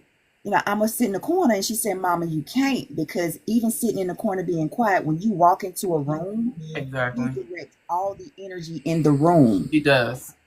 She does. The whole space. And I was like, "Well, I'm this little bitty person. I'm not even doing it." But that's when I started describing, and I watch people, because my youngest says it too. She's like, "Mama, you don't realize you open your mouth to speak." We went to a dinner, and people were having side conversations while other people were speaking. I opened my mouth to speak, and everybody stopped talking. My baby said, "Mama, the dogs looked up." It was like, it was weird. It freaked her out. She was like, it was weird. Everybody, the baby was crying. Everybody stopped when I opened my mouth. And I was like, I wasn't trying to do that. But that's how I describe, like, yes, that she has, especially if I have a sex scene, which I get tired of writing sex scenes because, well, no, that's a lie. That's a lie. T laughs at me because I make it a big deal. I'm like, I wrote a sex scene so good, baby. I gotta go take care of this. I'll be back. She'll be at work, and I'm like, "Listen, don't even worry about taking a lunch break. I got it. I got to get this stress off my chest, though." That was a good scene. But when I write our sex scenes, I prefer to, yes, you see the body. It's, it's a work of art, though. Like, y'all remember Love Jones, their sex scene with the body? Yeah. It wasn't about the sex as much as it was about them interacting, right? But I do explain to people what our sex entails, because that's one of those preconceived notions where people think if you're with a stud, you taking a strap. Baby, my uterus, my cervix got cobwebs on it. I don't want nothing in there. I don't like nothing in there. Don't put nothing in there. And I'm a whole feminine presenting woman. Don't put nothing in there. So, and when I've met women who tried that, I'm like, okay, but you ain't gonna do nothing to me that you won't let me do to you. So if you ain't gonna let me do that to you, I'm sorry, Shawty, you gonna have to get rid of that or go find you somebody that's gonna do that. Because I don't do that. I don't like that. But people automatically think that, right? You're a woman, you got a hole, you want something in there. Yeah. Not all women do. First of all, mine's been traumatized by 2 big head babies, so I don't want nothing in there because I'm scared of somebody come out. 2, you have to, like I said, I learned about tribbing and scissors. Like, I'm still learning, and I'm trying to educate in my writing that there's different kinds of sex. We can have 2 women together. Listen to me. It is a smorgasbord. Mm-hmm. You can find ways. I found one that was talking about belly orgasms where like you can do that. And then I saw these TikToks and it made me so mad. The girls were like, and I was with my girl and she did this leg thing. Y'all know the leg thing or the knee thing. And I'm like, you just experiencing that for how long you been gay? Because you just experiencing that for the first. That's not novelty. Like, but they're getting out. But then you realize that sex deprivation and exploration is across the board, just like women don't experience with men. Yeah, straight women don't experience. Lesbians, there are things that they don't experience. Yeah. I found that with masks, most women expect them to be tops. Mhm. So a lot of masks have never had a woman give them head. And that is such a waste. That's such a waste. It truly is a waste. You know how close y'all are to the BDSM community? Because I'm in the BDSM community. And everything that she's talking about is definitely a part of being in the BDSM. I'm a dom in the BDSM community. So that everything she's talking about is not, just about sex. It's the feeling. It's the emotion, the mental Olympics you do. It's not, all that. So to hear that where your writing is coming from is literally, I resonate with it. Because that's literally what it is. And that's why I will never understand why some of y'all be like, oh, I can't read a lesbian, sapphic book or a queer book. But you are asking me about BDSM all the fucking time. Bruh, it's the same thing. Same thing. I tell them all the time, you know the difference between lesbian sex and straight sex? When they ask me that stupid question, they're like, well, how do lesbians have sex? We have a better outcome than y'all. I tell you that, both of us come. Oh, Jesus. Multiple times. And we ain't got to wait for her to get back up. But to their defense, right? Being queer seems like a kink a lot of times. That's how people talk about it. Even lesbian writers, we talk about. I mean, I don't do it because I don't see the sex that I write as smut. Somebody said something about, I read your nasty. My dad said, what, girl? It ain't nasty. No, it ain't. It's love. She's one to talk anyway. I know, Mo is nasty too. Come on, Mo. I don't know what you're talking about my nasty stuff. But I don't consider it smut. I consider it somewhat erotica, some romantic. I consider it love or sex, right? But I don't keep promoting, oh, I got this smut for you, I got this smut for you, I got this smut for you. If you keep doing that, then what do you expect other communities to think about our community? And I don't, no shade towards my other writers. It's just that just seems to be the selling point. And FW, look at my images and stuff. But you constantly talking about that. But see, the thing about it is, and I know a lot of times I know I'm hood-tastic. I know y'all know I'm hood, but I also call myself a hood intellect because these degrees that I'm paying for. Yes. But when people think of kink, people don't understand the basis of kink is heteronormative societal standards. Mm-hmm. Anything outside of heteronormative societal standards is a kink.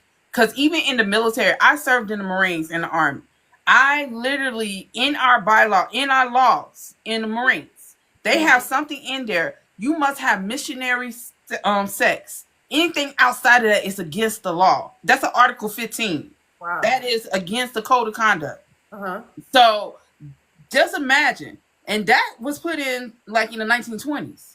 Mm-hmm. So here we are, 2025, and that's still in the code of conduct. Mm-hmm. And so when people write about kink and stuff like that, everybody write about kink. Mm-hmm. Not everybody doing missionary. Lord, please, I hope not. Right. But but kink is something that I think gets played off of in I'm finding it. White people take kink to a whole nother level. Mm-hmm. And they turned it into smut. Mm-hmm. Whereas when black Black individuals who are authors write about kink is more they like, oh, that's just some fetish type shit. Yeah. Or is that's just like that hood type sex. And it's across the board. So I just think that the erasure of, our sexual bodily autonomy is a big thing. Yeah. It's a big thing in the community. Well, that's because they ain't got our sexual body autonomy. That's envy. You erase things or try to erase things that you don't possess and that you're envious of. Yeah. But I feel like you can talk about sensuality of your books, but if you keep saying my book is smut, then you're being judged by that, because they do. They see us, even in my own, my corporate job and stuff. They see the sex first. They don't see the Shauna. And so when I'm talking to them about, oh, we took the kids swimming, and we did this, we that, they're kind of looking at me like, you do stuff like you do. You can tell they want to say, you do normal stuff. What else do y'all do? Do y'all do something else? No, I mean, what are you talking about? And so we keep saying it in our literature, and I understand sex sells. I totally get it. I use it too to promote, but I want you to know there's a story and not just the sex in my books. And as I age, my stories age. It ain't all about the sex. When I was in my 20s and 30s, you better be sure. I was looking at porn. I was looking at everything. My mother had little shit that I opened up and like, woo! Online, you gotta say corn. You can't say the P word. You gotta say corn. Corn. I was watching a lot of corn. And reading a lot of corn. But as I got older, it became more about the relationship and intimacy there, because we're aging. Our bodies are aging, right? And you can still get your groove back. My 60-year-old still got her groove back. But I also wanted to give you a story around the sex and not just the whole book be about the sex. And so I'm finding that I'm getting an audience that's not just looking for me to give them the sex. They want to talk about the mental illness and, going to rehab, the trauma of losing your mother and stuff like that. They want to talk about the menopause and what do you do, the HRT and all that stuff roped into my stories. Or what do you do as an HIV positive person? There is sex, but there is a story first, right? Well, what's funny is we were talking about this earlier, in that explicit sexual content always had a story. So it's funny that the writers of today feel like they have to focus on that and not focus on the fact they actually have a story, when the explicit content always had a story. It might have had, you could fast forward to the part where you might have a happy ending, but the point of the story is there was a story that you had to fast forward through to get to your happy ending. Right. So it's kind of interesting how they don't mention that at all. Right. Yeah. It's one of the biggest things as far as editing goes that I try to make people notice, because I'm like, oh, this is great. Sure, we've had like 10 sex scenes, but like, what do they like about each other? Right. Why are they together? Like, what is holding this relationship, if that's what you want to call it? Like, is it intentionally that way? Like, those are the questions that I ask a lot, because depending on the genre you're writing and you want to be, selling in, you can't. I mean, you can. It just has to be done with a certain level of knowledge that if I write this much sex or interaction in a book, obviously, like, what else is there? Yeah. And there are people that obviously love that aspect of some books, but it's like, to a certain degree, especially for us and the books that we actually are fortunate enough to be in, I personally, I'm like, I get plenty at home. Thank you. I'm the hopeless romantic. Yeah. I want to see why you all have come to this arrangement, or I want to understand what you all really truly like about each other at the end of the day when you're not being intimate. Right. Like, what other forms of intimacy do you have outside of, let's just get straight to it wherever we are together? Right. It's just more meaningful, and I think that is something that I notice more in LGBTQ books, written books, Mm-hmm. versus straight ones. Mm. There is a lot more of the talking, the courtship, the explanation as far as how we got from A to Z. Right. Mhm. A lot of straight books, it's they have the luxury of being able to start page one with no real background. Hey, I do like a good beat down, bust down, tickling the esophagus. I do like that. You know, I do like the ovary stirred a little bit. Yeah, yeah. So, But hey, when I started writing my first book, I wrote it because I was attracted to a coworker, and my first partner and I were working at the same job, and I didn't want to go outside our relationship, so I started writing about it, and I would read to her every night, and she's like, "The sex is really good, but where's the story?" And I was like, "Oh, I gotta have a story. Oh, that's okay. I gotta have a story." Yeah. Not you. Listen, I feel I you, was in my sis. I 30s, get you know. it. I was like, "She I hot." get it. That's all I was writing about. What do you want me to say? I get it. Then that 6-year relationship broke up, not because I was thinking about the woman. It just broke. It ended, and then I realized I didn't know who I was without her, and so I started going through this cathartic thing about having a deeper love. I made it a deeper love, and all about this character finding herself and realizing there was more to just being in a relationship, but loving herself first. So it became a story, but it initiated in my 30s. What about the sex? I was writing all the sex scenes were right up front. Okay. let me ask you But this. that works for some people. Some people, it's better to get it over and done with in the beginning and then really bring the depth and the more meaningful aspects of the story towards the end. And I feel like it's more lingering to the reader to put it that way. So, I mean, it works. It works. 30. When I was 30, I'm 55, getting ready to be 56 now. I was just like, can we just talk and get to know each other? Now can we just We'll talk to each other.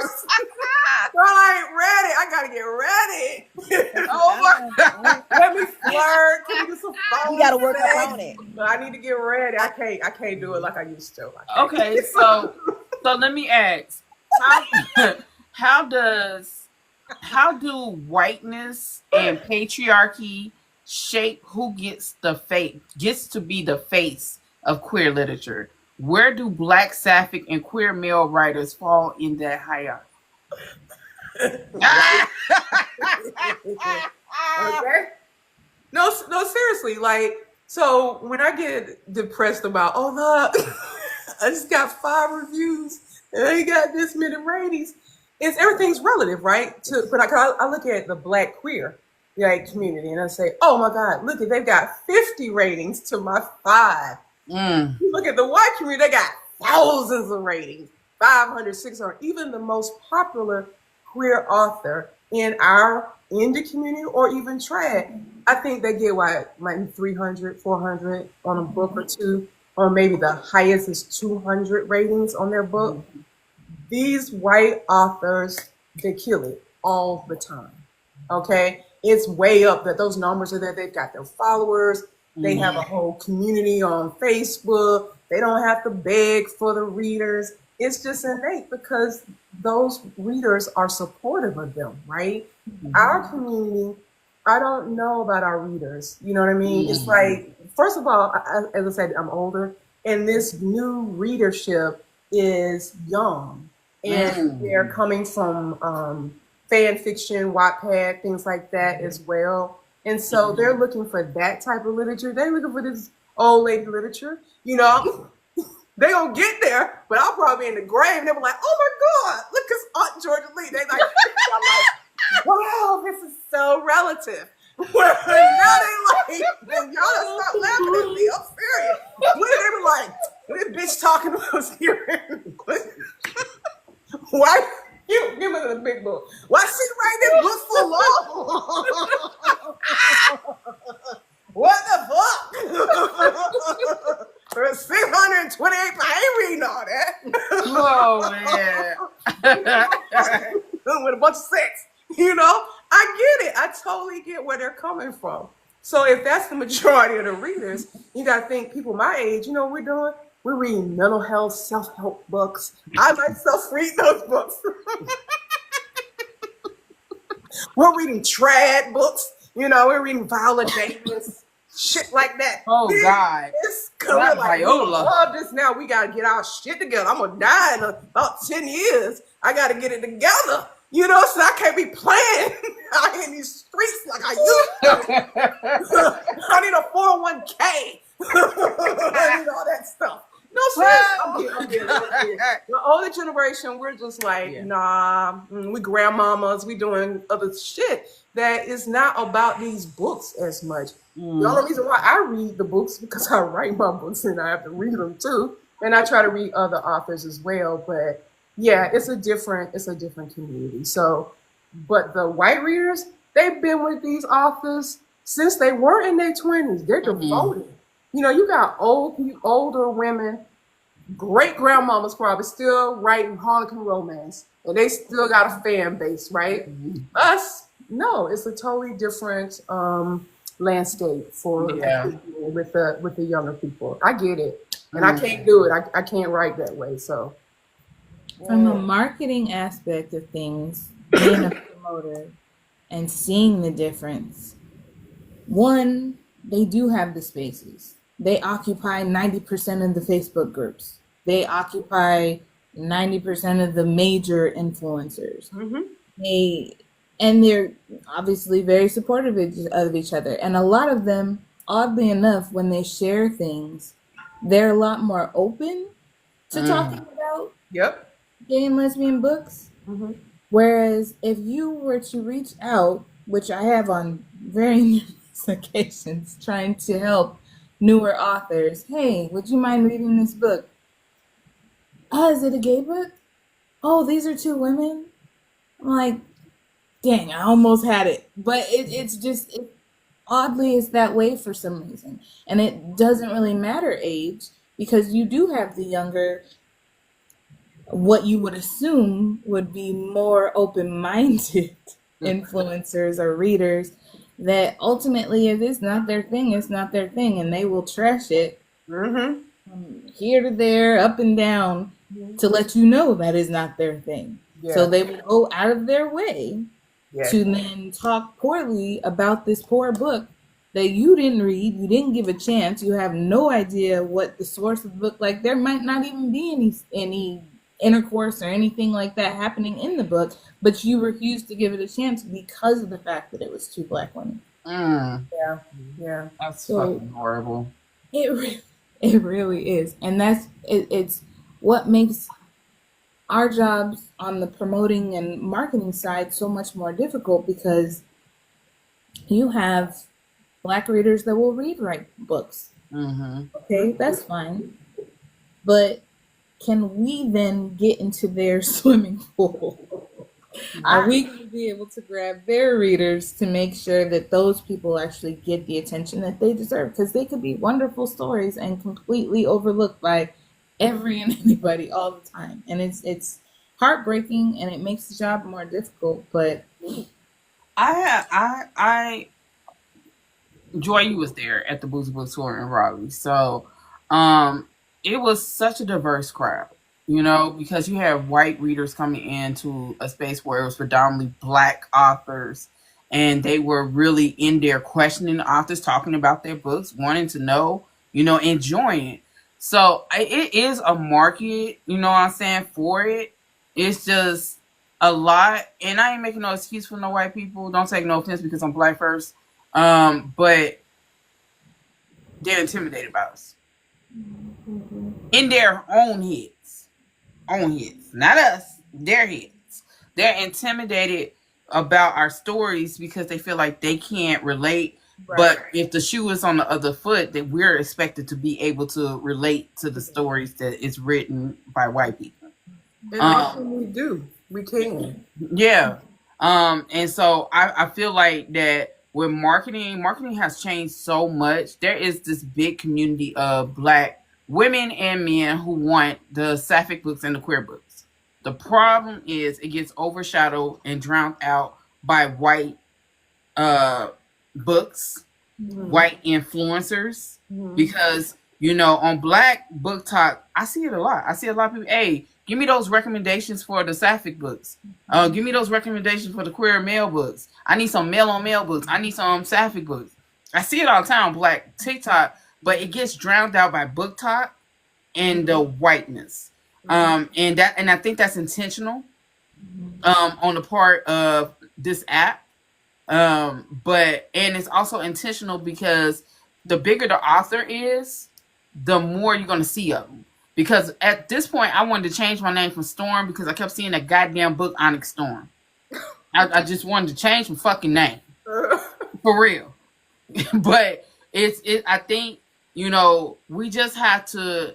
Not saying that we aren't marketing. I just think we just gotta really find our niche. A lot of people are not savvy when it comes to this internet shit. So the search bar is your worst enemy or your best friend.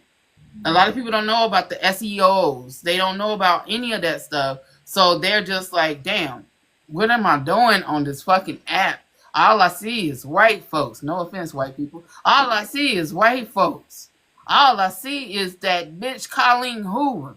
All I see is Sarah J. Maas. Oh my God, it's another shit happening with fucking J.K. Rowling. Who gives a fuck?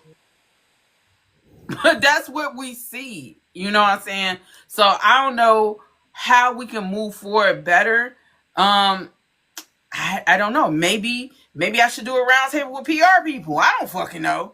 But it's hard because, like you said, white people stick together. They support each other. You have 8 white writers. They will promote each other's work. Okay, they are solid with that. They'll read each other's stuff. They'll review each other's work. In our community, there's very cliquish. So some of them it'll be a clique, but it won't be that will spread across. When we came out with QR Books, we started trying to read everybody, as many as we could, and give them book reviews. Did we get that in return? No, we did not. And it's still that way. It's still, we're like out here by ourselves. We are getting more people, more authors to support and respect what we're doing, but we really support ourselves. I promote my work and everybody else's work, and that's just how we are as a community. So I can't really throw too much shade towards white people because when I came back, it was a white platform, I Heart Sapphic, that took my work and helped promote it. I read indies at one point. J.K. Luck. I'm sorry, Miss Luck. I forgot her real name, her author's name. But she brought me to my first live author reader event. I was the only Black person. It was a sea of, it was diverse, but it wasn't Black people there. And I was reading from a book that I wrote under S.L. Brown, a white book, to a majority white audience in this Black face. And those people ate that book up, bought it, were really excited about the performance and stuff, and they support me. My readers are international and white, the majority of them. I would love for it to be more Black readers, but again, they reading young, or they have their special authors, and them are the only authors they will read. They will not read my work. I've been able to kind of get into that scene, but they have their favorites, and that's how they are. White people are open to reading across just more than we are. I'm gonna say this. I think hell yeah, it's a lot of clicks on here. That's why I strive to be outside of every fucking thing. And I do think that there is white authors like Emily Rath and stuff like that do believe in diversity and do want to help other authors across the board, BIPOC, but it gets overshadowed by the majority of those red right-wing conservative fucking I don't think shit is political, ain't had a good dick in their life, need to be munched down type bitches. You know what I'm saying? It get boiled down to they dumbasses. And then you have, not all skin folks are kinfolk, because then you have some Black people who get on this app or their soapbox on these social media platforms and they talk down about queer books They talk down about queer people. They talk down about, even if you can be androgynous and a motherfucker talk about you and you straight. You know what I'm saying? But it doesn't matter. They don't like to be outside of it. They're very conservative. And for them, they think being, and this is white and black, for them and those authors, it's like being conservative is the only thing they know. So they're not gonna support you. They won't support me. They ain't gonna support nobody. Yeah. Except for somebody who has their same values and beliefs. And then you have the niche people. The people who stay in that I don't want to go out this genre. I don't want to deal with no other author but my favorite author. Yeah. And the author ain't came out with a book in about 20,000 years. You reading the same motherfucking books over and over again. You know what I'm saying? While everybody else is moving the fuck along, you reading the same guy. You out here reading Iceberg Slim. That man, leave him alone. You know what I'm saying? You still reading that. And then you got who is it? Miss Lady P already done came out with 25 books. Like, are you cool, ho? Are you cool? So, you know, it's I get it. I literally get it. But it's so many walls and barriers that black authors, black editors, black readers who are for y'all have to break through. And the walls are not just walls. It's people's mentalities that blockade y'all success. Yeah. You know, and then we're fighting tooth and nail like, bitch, if you don't get out my way, I'm gonna know something. You know, so it's literally and that's why I feel like you guys as authors as a whole, as black authors, y'all need to get over it. Y'all know how the fuck I talk. Fuck. But y'all see me in the comments, Storm, please. No, I just feel like that people need to support all walks of life when it comes to indie authors, because even if you're traditional, you ain't getting the whole piece of the pie. Yeah. You're not. And especially if you're in a queer or sapphic space, you're really not getting a piece of the pie. You know what I'm saying? And so I don't know. I feel a certain type of way when it comes to readers saying they can't find y'all. Yeah. And y'all been here. I feel a certain type of way when they say, "Oh, I don't see my group." When goddamn, what you gotta do? Put a sign up.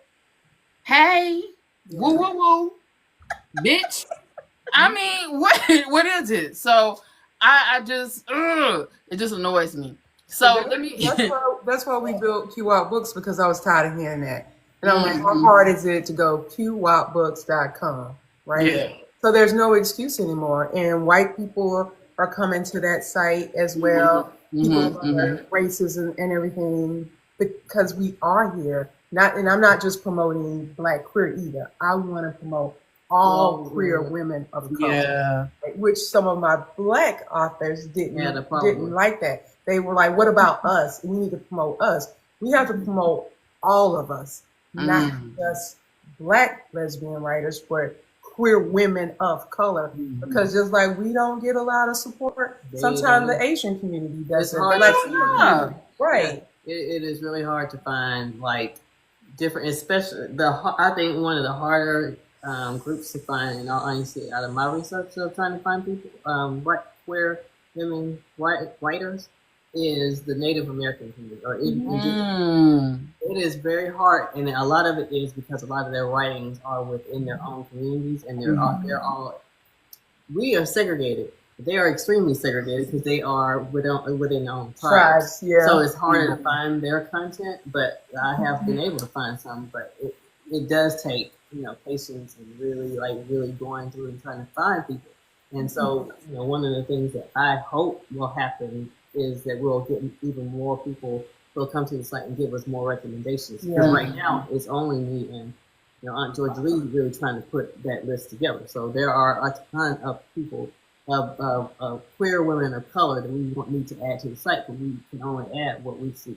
The time that we have, we work full-time jobs, and we've been doing this around the clock. We get off from work at 5 or 6, and then we're up to 10, and I get up at 5 to try to work out, trying to get strong for her, and then I have to go to work. Yeah, so I mean, it's like It's a cycle. Yeah. And she said it before. When she came up with the idea, I kid you not, it was Thanksgiving, and I said, okay.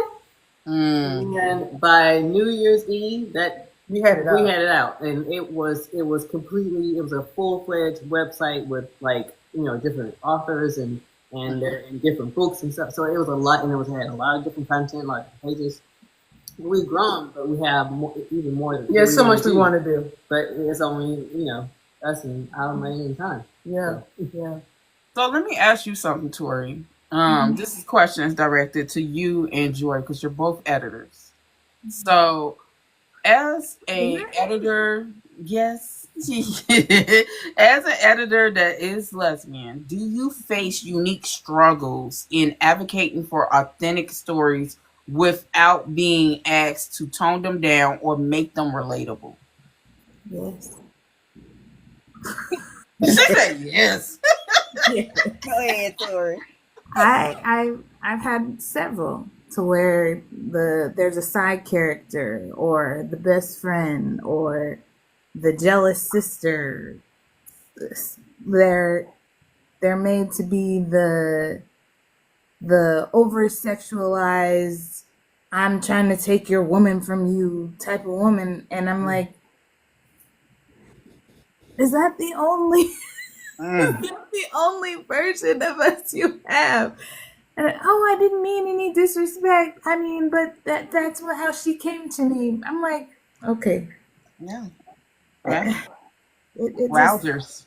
It's literally the same every time. If there is any kind of villainous activity and it's a woman and she just so happens to be a lesbian or be a bisexual, I've seen a lot of that too, to where they're villainizing bisexual women. Oh, God. And it's don't do me. I really do feel bad for bisexual women. Yes. And again, I feel bad because y'all catch it on both sides, like every day, all day, every day, all day. Go ahead, Tori. I'll wait. No, but it's something I feel like is necessary for me to have to clarify. I'm like, let's try and deepen the reasoning for her being hated on, or the reasoning behind her villain persona. Like, let's dig deeper, because that can't be the only mask that she has that is so, I don't know, is overdone, one, and two, and two, it's just exhausting, because it's like, is that really what you think? Is that really how you, like, of all, and I understand authors, for the most part, work with them all the time, and you kind of get to see how people think and how they go about creating the worlds that they create. But at some point, it's like, is that really what you think? Is that really what you believe? Like, is that somewhere in the back of your mind to where you're cool with me face to face, but in the back, it's the same as with Black people. Like, if you sit around with a person long enough, you'll find out exactly what they think about you, and they'll be like the people that I have a Black friend, people. So you're like, I have been that token lesbian friend.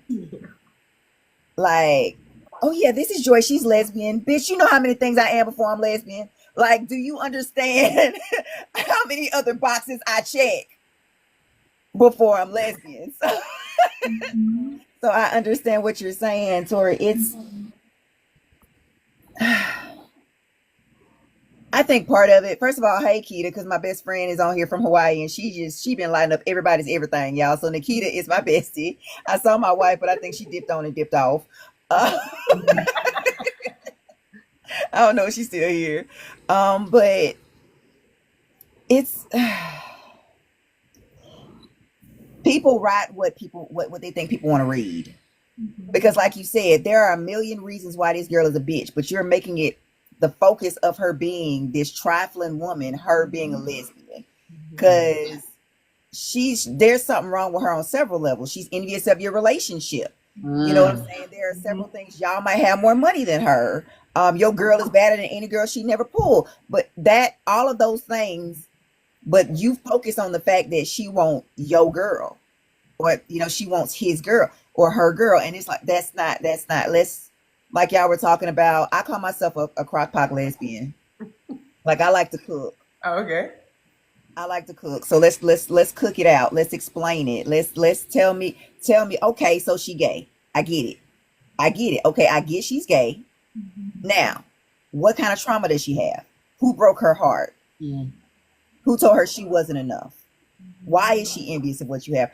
When you write characters, and I even when I edit a lot more urban fiction than I do lesbic. I edit mine, but of course it's mine. But when I read these stories, they feed into all of these stereotypes and all of these norms. It's across the board, y'all. It's not just lesbian stories. They feed into all of these things that are selling books. They'll read a book that sold really well and think they done figured out what made it sell really well. I cracked the code. And then try to write that book that sold really well. But it may not be original to who they are. It's not authentic, and you could tell. Woo, the way I had to slide off the screen, baby.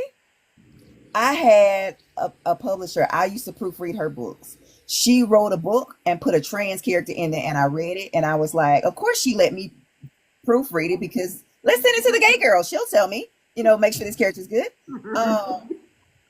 I read it, and I was like, don't do that. Yeah. But she still released the book. And in them comments, let me tell you something. One thing our community will do in the review, they dragged her motherfucking ass. You hear me? Because you're a straight woman who say you bi because you get drunk and eat puss from time to time, not because you're bi. If you lesbian when you drunk, you ain't lesbian. If you bi because you drunk, you're not. You just kissed the girl. That does not make you bisexual, baby. Oh, Jesus. Because I have bi friends that hate that. They hate that. They're like, no, I'm really dating a woman right now. And people are saying, oh, y'all, that's just a phase because you're bisexual. You're going to be with men again. And it's like, you don't even understand the dynamics. And that's why one of my characters is bi, because I need people to understand the dynamics of bisexuality, that they can't actually love both sides. So when she wrote, and I think she was writing it for sensationalism, because she published my Stud and Stiletto series. So she saw that it was picking up, right? Oh, they're looking for this. Oh, they want this. What is that? Oh, somebody give me a gift. That's E-Bows, and she give me gifts. I was like, what is that? Y'all, I thought we were on Mario Brothers. Hold on, I'm saying the right thing.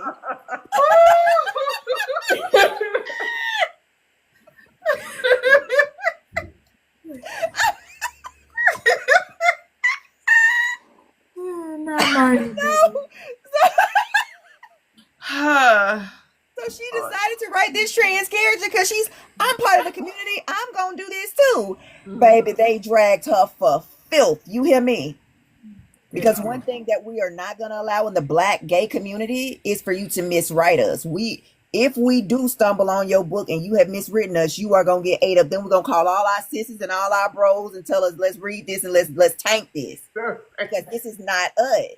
Yeah. And it wasn't written by us. And if you got that one gay book and 15 million straight urban fiction books, you are not. Now, granted, I came out late and I've released like 40 straight books. I'm still releasing, books across the spectrum, right? Because my readers do still like straight characters and I love them for that. So, but my relationship dynamics are the same regardless of my characters. But if you only have, like, you're trying to tap into, we know that. We know you tapping into that market and you're trying to get this, what they call disposable income, because a lot of gay couples don't have children and they have good jobs. I've heard all these stereotypes, but we can tell. I'm hearing stuff again, y'all. I swear to God, I ain't losing my mind. You losing your mind. But no, it's really hard to do because I even with mine, it's like, is this character, like, I base mine off people I know. That's what I've started doing. Yeah. So that way I know, because I know this person, and y'all don't understand the interview process. It comes with getting to know somebody that's in the alphabet mafia. You got to learn their pronouns. You got to learn, their sexual preference. You got to learn. And at this point, I just need your pronouns, because if I'm not trying to taste your rainbow, I don't care what you do with your rainbow. Just tell me what your pronouns are so I can address you properly. And then I can learn you as a person. And I end up writing these people because I'm hearing what they're going through as people. Yeah. Instead of, and then I be asking questions once they do start talking about their sex life. It's like, oh, I don't know about this boy. Tell me, yeah, how that work? So with that being said, have you ever had to fight for a character or plot line in your own work that was deemed too queer, too black, or too much? What happened, and did you keep it in there? Yeah, I do all the time. Much is so controversial. She said yes. I mean, I don't fight for it. I receive the negativity and I try to let it go, because it's hard to communicate with people and express why I wrote certain things the way I did, right? Or to really understand what the problem really was. Like in They Call Me Not to Feel Good, I had a character whose pronouns were, they, right? Them. And so there was a reviewer. There were some characters that were like, "What's up with they?" all the time. It wasn't because of the pronouns. The character had a real bad attitude, right? And I wasn't stereotyping people who have those pronouns. It was the character. And she ended up being villain. They ended up being villainous, right? And so they said, "Oh, you're transphobic." First of all, that's not transphobic at all. They does not just fit with transsexual people. Right. And I think what I run into is people don't like you to. I don't write offensive things to offend anybody, but they don't like you to show real life and real characters, right? So if it's something that they may consider themselves, and then you write this character who is a negative character, they're like, "Are you saying all people who identify like that are mean and cruel?" I'm like, no, it's a character that happens to be that way. So I get dinged up. Like people like chitlins. Right. I used to love chitlins.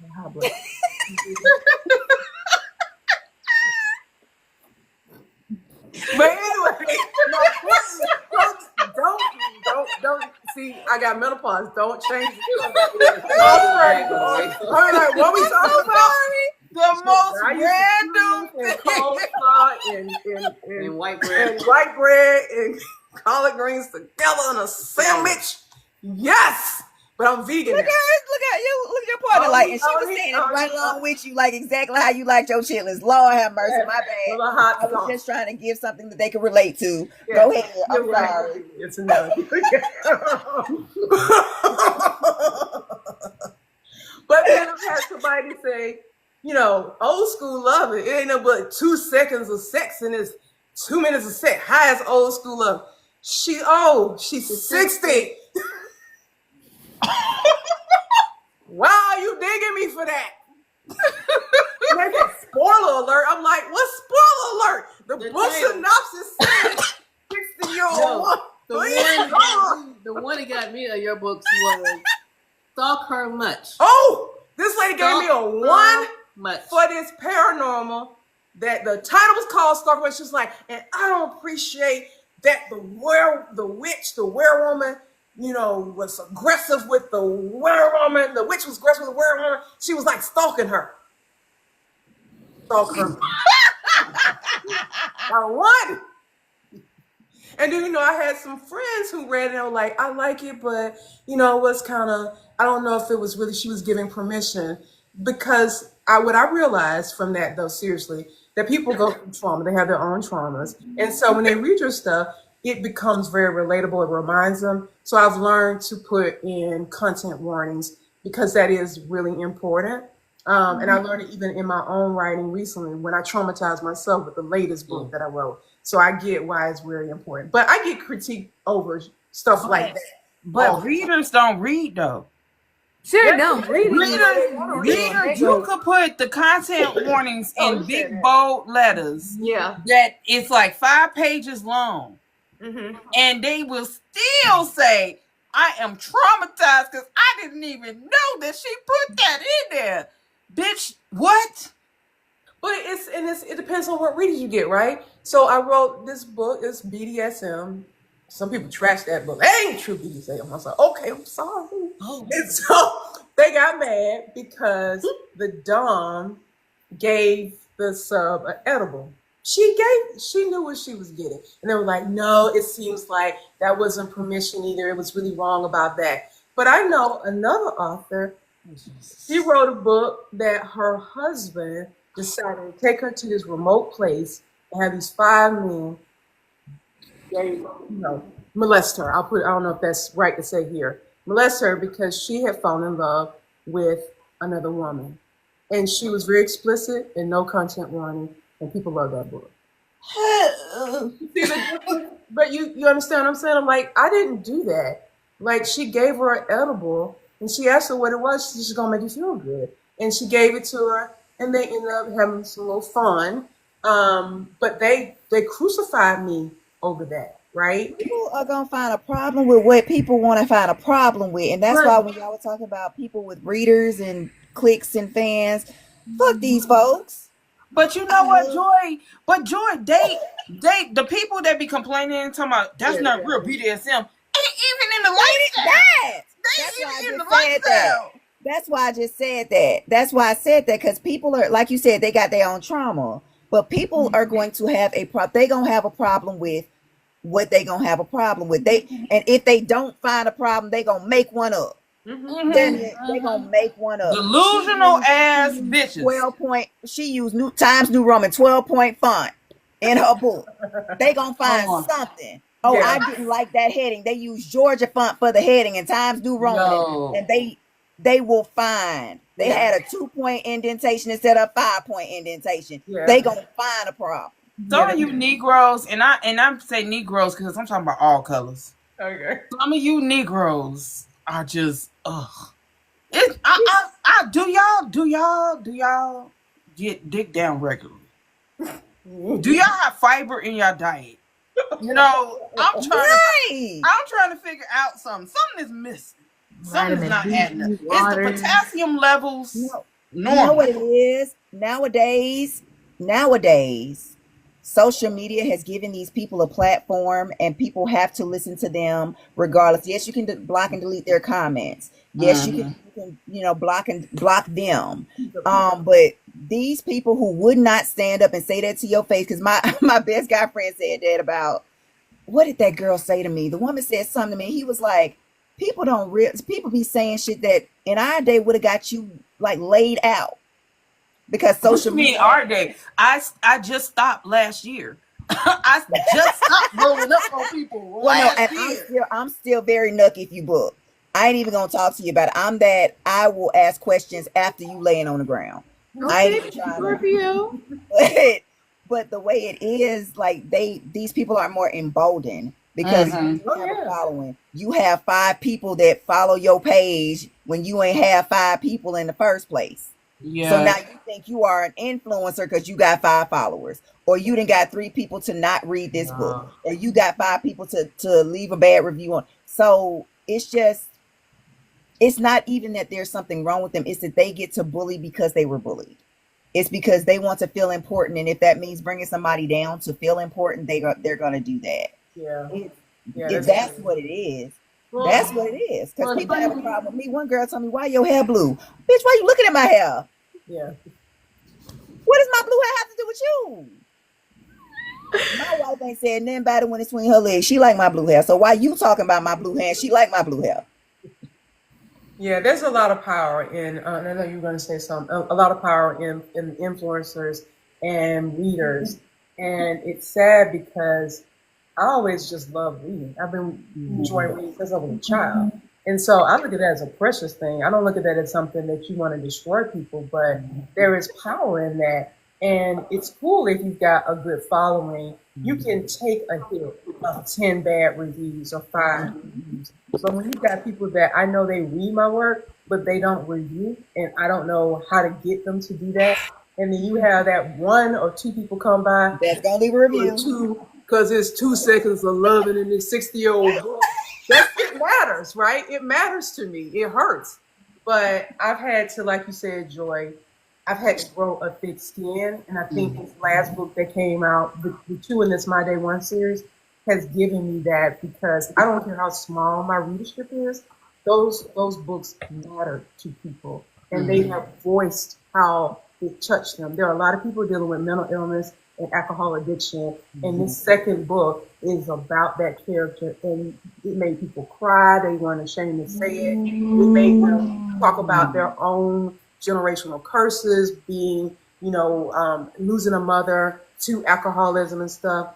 I don't care how many people hate my book. Those people matter the most, because all I want to do is write stories that are written from the heart, that are relatable to people, that you don't just get the romance, but you get to feel like, damn, this is my story. And that gives me hope, right? That I can be better. I can find a found family. So kill my books if you want to. I'm going to still keep putting them out for those people. People who also don't feel comfortable with over-sexualization and feeling like, am I weird? Because I don't want to have sex every 10 pages. Right. But I've read reviews like that. Like, I really like this author, but maybe it's just me, but I just don't really want all the sex. I want to write for those people, and that's not going to be the popular vote or the majority. It's going to be that small section of people. So I think that's what God has taught me over these years. Like, stop with the ego shit. Don't worry about how many ratings, how many reviews. Look at the people that you really are helping, that may not voice how they feel, but they feel what you feel, and that's what matters. And they keep buying your books. For some Because reason, when you got your readers, what'd you say? For some reason, yeah, they speak about Just stop. George Lee book. I don't know. Just stop. But when you find your readers, they're going to follow you. I've had readers follow me from poetry to urban fiction to paranormal, to like, they're going to follow you, and those are your people. That's because your work speaks to them. Yeah. Some folks, it's just not gonna speak to them, right? And you don't even want those people reading yourself. It's like the people that left the reviews. Oh, well, I didn't read that story because it was a lesbian story. Thank you for not reading it. You didn't hurt me by not reading it because other people read it, right? Right. But thank you for not reading it, because you would have been the one that left like that review. Like, apparently you left a review saying that you liked the other two stories, but you didn't even read mine. So you can't even say whether it's good or not. Right. But I don't want those people. I really don't. And I don't know how to get these readers. Tell them at the end of the book, just tell them to click the global rating. Even if you don't leave a review, baby, just click the global rating. But it's hard, right? It's hard to do that, because even when we try to leave reviews for people, it's something about Amazon. It's like it's not working. They try to leave them bad reviews. They like, go ahead, leave that. But if you try to leave a good review for somebody, it's not working to do it. You have to go directly into Goodreads and Amazon to even give a review sometimes. Really? Yeah. Amazon does not like my reviews at all. They get held for at least a week. In that strange, yeah. It's like, they want to promote negativity. Like, they love it when it's negative. Like, let's go ahead and hurry up and post those and kill your ratings, So I have two more. Because I want to get you out of the algorithm. Yeah. I have two more questions for y'all. If you were given full creative and financial freedom tomorrow, what queer or sapphic book story would you write that you haven't dared yet? Y'all go ahead. I don't have an answer to that because I'm gonna write what the fuck I want to anyway. So y'all go ahead.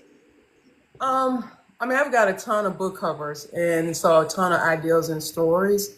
So, and that's the hard thing. I'm trying to figure out next year, what 5 do I want to put out? And right now I'm looking at P Downtown Detectives.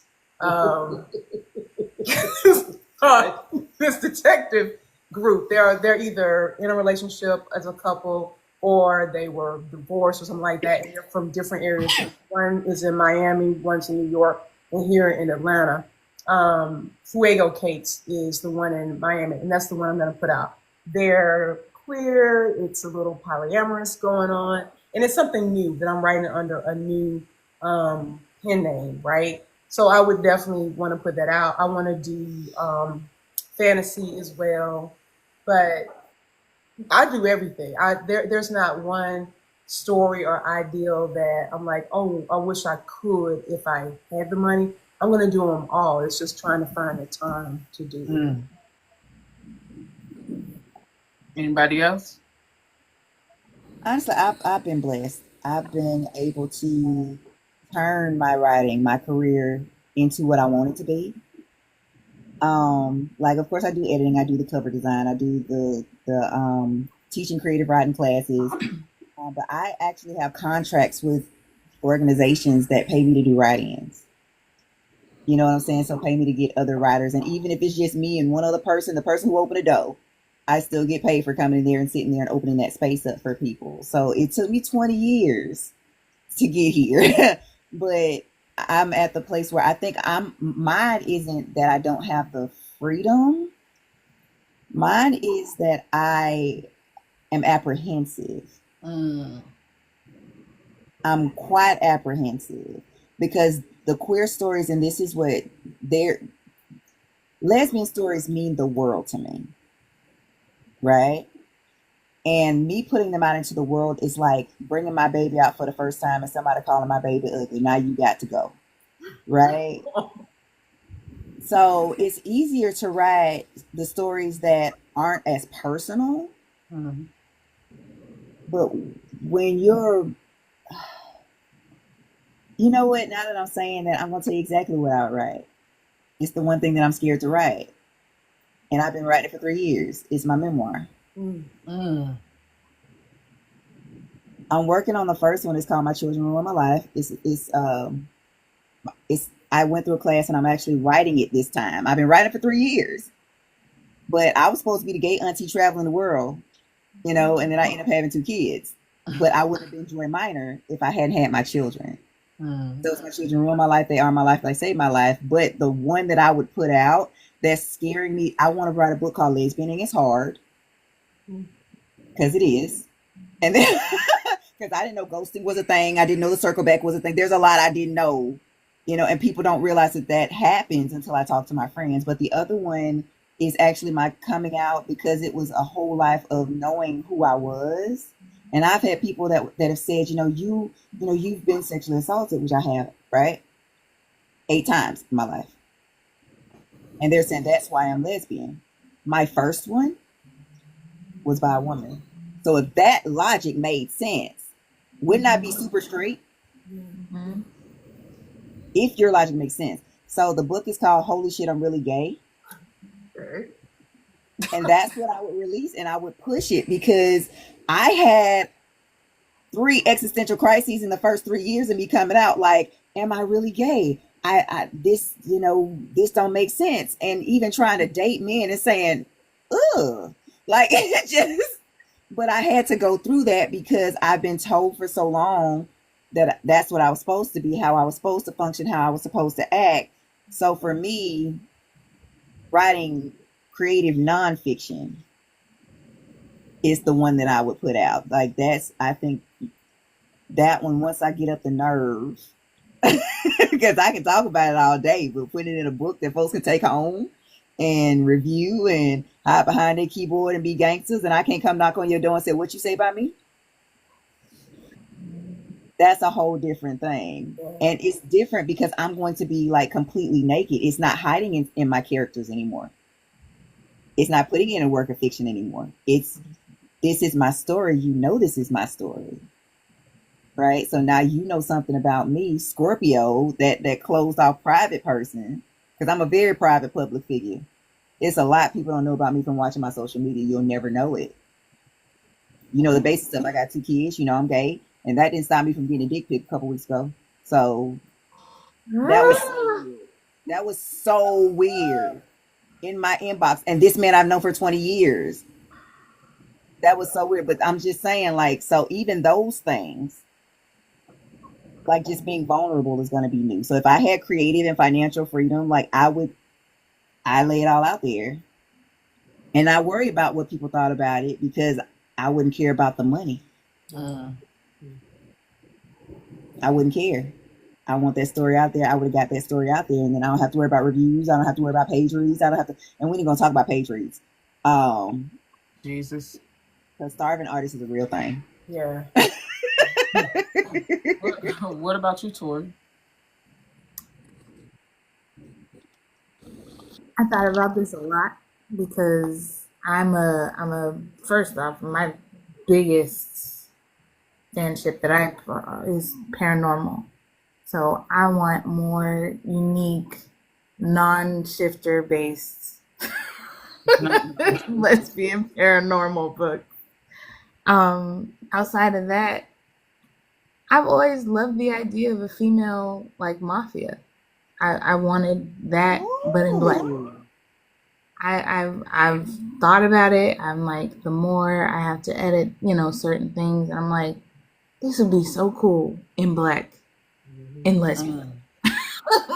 Like, if we could do something like this, it would be cool. Like that kind of thing, to where it's not really thought about. I feel like 90% of our stories are very more so just regular everyday relationships, not a whole bunch of fantasy or imaginative situations. So I feel like, now give me an example of non-shifter based paranormal. so okay. Oh, I can tell. I can do this all day. How she perked up. So like gorgons and what the heck are they called? Demons. Like the snakes. Oh my god. A lesbian snake monster. Oh my god. Yeah. Not necessarily basilisk, but like the ones where like their torso is human and they have like snake-like features in the face. And then they have the rest of their body is like a tail. I swear it's called the Dema or something. Storm pulling up a book. Yes. Yes. So something along those lines. What else? I thought about like a female centaur and what that would look like, because obviously men are talked about because obviously the anatomy of a horse and things like that. They're like, oh, that makes sense. And like, well, what would that look like in female? If I could have every black author write paranormal, supernatural, or speculative fiction, I would be happy. You know what? Some of their I used to do that too.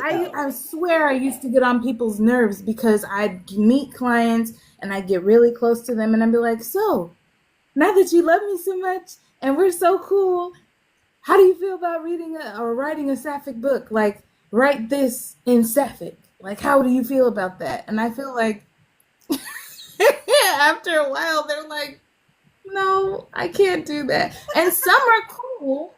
Some are cool with the idea, like, I would need a lot of help if I did.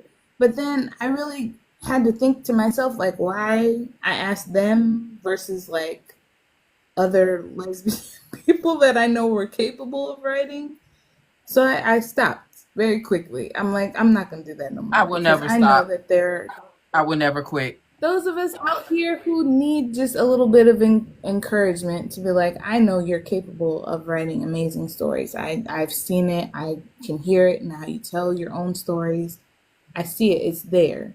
And I feel like I put that same energy now into giving that to other queer writers versus expecting the straight ones to write our stories for us. Yeah. So I still ask. Depending on the author, I'm still Tori about it. I have two authors that are writing my gargoyle book that I want gargoyles. I want gargoyles versus dragons. I want a mafia style supernatural paranormal. So woo woo woo. Do y'all understand? I'm not gonna drop your name, but I'm so close to getting two. They're lined up. I'm gonna say this from an author's perspective. Do y'all know how long it takes to build a world for a paranormal story? Like, do you understand? And then let me tell y'all now, because I'm gonna get on y'all, both of y'all. Let me tell y'all what y'all do. Let me tell you what you do. So we released this book that is 100,000 words. We have built this entire world. This is the part one because you can't build a world with just one part, right? So it's gonna be 10 parts to this book. We released this book. Y'all read it in 48 hours. Y'all coming in our inbox asking us what part 2 is. Like, y'all ain't just know. I'm glad you know. 6 months. I'm glad write you the know. first one. I'm glad you know. What is that? I will be there. I will. I just want to remind you. The full step of the way. I just want to remind you after part 1, part 2 must come. It's just a reminder. It ain't no pressure. Just a reminder. I mean, but that's also the thing. I'm gonna encourage you. Hey, so at least knock out 3 books. Encouragement every day. Yeah, you know what? Let me tell you what I did. Once a week. Let me tell you what I did. A.H. Cunningham, I interviewed her last year. The video popped up on my feed saying, because it was a part in that interview that said, okay, when you gonna give me this paranormal? And she gave me a date. It was a year later. I tagged her in the video and said, where is the paranormal Lashandra? Where is it? So that's what I do. I give you 6 months to a year. If you don't tell me you're gonna do something, because I'm gonna remind you. I'm a true blue fan. No, and we appreciate that. I have fans that are in my inbox about 7 Days with the Devil. It came out in February. Y'all, it came out in February. Y'all, they waiting on part 2, and now it's gonna be a part 3 because these characters just lost their minds. But it's like, I love that. I do. That means you love my work. It means something to me. But I will tell y'all the other side of that. Okay. As an author, we already have anxiety. We already introverted. We already reclusive. We're already our own biggest critics. We're already hard on ourselves. So when you come at us, at first we're like, oh, that's so sweet. Oh, they love my writing. And then it's like, oh shit, I got to turn out this book now because they're looking for this book. And if I don't turn out this book in 2 days, they're going to be mad at me. And I can't sleep. I can't eat. I got a coffee. I can't love on my child. I can't do nothing but write this book because that's how we are. We want to deliver for y'all when you have something, we have given you something you love. We don't want to make y'all wait for it. You see my face, right? Yeah. I mean, I'm real sweet when I ask, and I'm super supportive. And I promise I'm not going to be overly aggressive about it. Hey, you said you got dates. I understand. But that's what happens. People don't want to write. After a while, it becomes an anxiety thing. Yeah. And it makes it harder to write. Okay, I'm gonna give you some Zoloft. Continue. Look,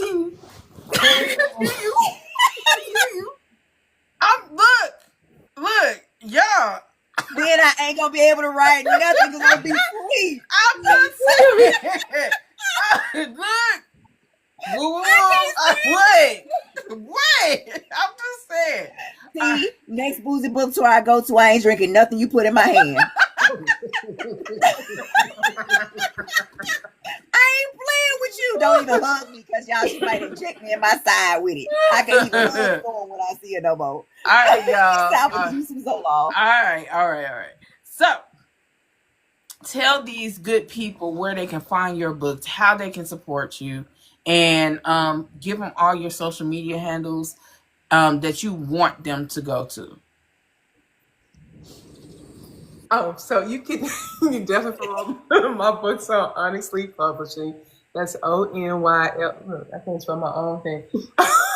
ONYXLEE.pub is our main publishing site. You also, of course, can go to QWildBooks.com, find our books and other queer women of color books. I sell my books on Amazon primarily, so you can find them there through KNP, Reads, or just want to order the books. And if you want to just try my work out, I have several little teasers that are free that you can get off of Amazon as well. And then Aunt Georgia Lee, author, whatever I am on here. Yeah. It's on both Favorite. TikTok. It's late, y'all. It's TikTok. And We are old and yeah, we past all. our I bedtime. know. Okay? But we're having a good time. Yes. So yeah, this whatever you see my handle is here is also the one on Instagram as well. So yeah, that's how you can reach me. And you can reach me the same way, onyxlee.pub, Pub. And I am WL Tracy on Instagram. My WL Tracy? Yeah, you're a WL Tracy on Instagram. Whatever. And And on qwalkbooks.com. Yes.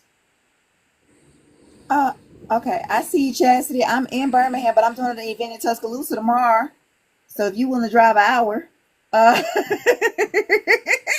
can. Oh, we can talk. I'm always doing stuff here, but my stuff is Joy Minor. I learned very, very quickly to do everything Joy Minor, just across the board. So Facebook, TikTok, Instagram, website, podcast hasn't started yet, so don't worry about that. Podcast. Huh? What podcast? So I want to do a podcast for writers, like writers that struggle with things, like, and talk about writing and your word count, writing and anxiety, writing and reviews, just stuff that, and then try to teach people how to set up things, set up their formatting and things like that. Just the writing live. But it'll be like 10-minute episodes. But this is what it feels like to be a writer. It's called the Joy Minor Experience. Oh shit! Look, I didn't I got learn that I some was famous friends, bro. until I did a show. And my friend was like, "You have just had the Joy Minor Experience, ladies and gentlemen." I was like, "Oh shit, I'm an experience. I'm an experience." But then it was based off of my experience in the publishing game as well. So, Yeah. and people how to be a best-selling author. First step, sit your ass down and write a book. Oh, That's the first step. Because I hear people all the time, "Oh my God, I want to write a book. Have you written anything?" "No, but I want to run this campsite by you." Come back to me when you've written something. But yeah, everything is Joy Minor across the board. And the podcast is going to come out in July.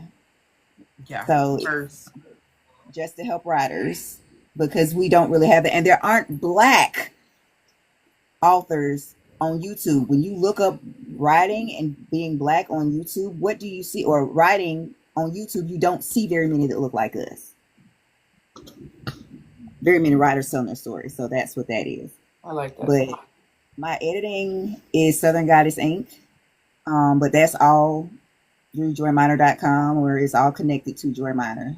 So, and my books are, Amazon. They're Amazon. I have not sold them on my site yet. I'm just sticking with Amazon because it's working for me right now. Mhm. And it's the easiest way to send somebody. Just go on Amazon, type in JOIMINER, Gold Minor, not Minor Key, because ain't nothing minor about me. There you go.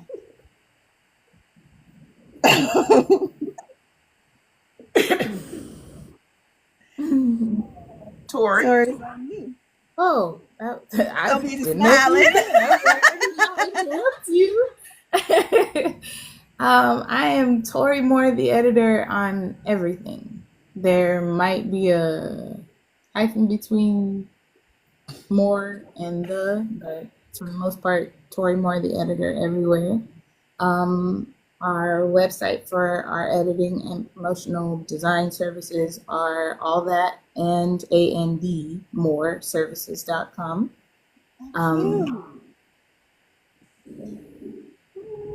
Yeah. Okay. Well, I just want to say I thank you guys for taking the time out to speak with me. I really appreciate the honest conversation and listening to my craziness. But I appreciate y'all so fucking much. And so we're going to close out of here. And before we close, I want to say, let's close with something different. For each person that's on here, complete this sentence. Black queer literature is not a genre. It is. And you fill it in with whatever, whether it's a liberation act, whether it's a rebellion, whether it's a love letter or something more personal. I want to hear what keeps you writing and fighting. And even when the world turns to box us in or erase us entirely. Thank you for sitting in this space with me and each other. That wasn't just this wasn't just a round table. It was an altar, ancestral altar. Um, what you're doing in your writing, editing, and imagining is ancestral. It's necessary, and it's future facing. Um, our bodies, our story, our loves, they are not marginalized. They are central, and Black queer literature will always be proof of that. So, in closing, stay loved, stay loud, and stay Black on purpose. All right. I was gonna do housekeeping, but shit, it's late. I'm tired. I'm fucking tired.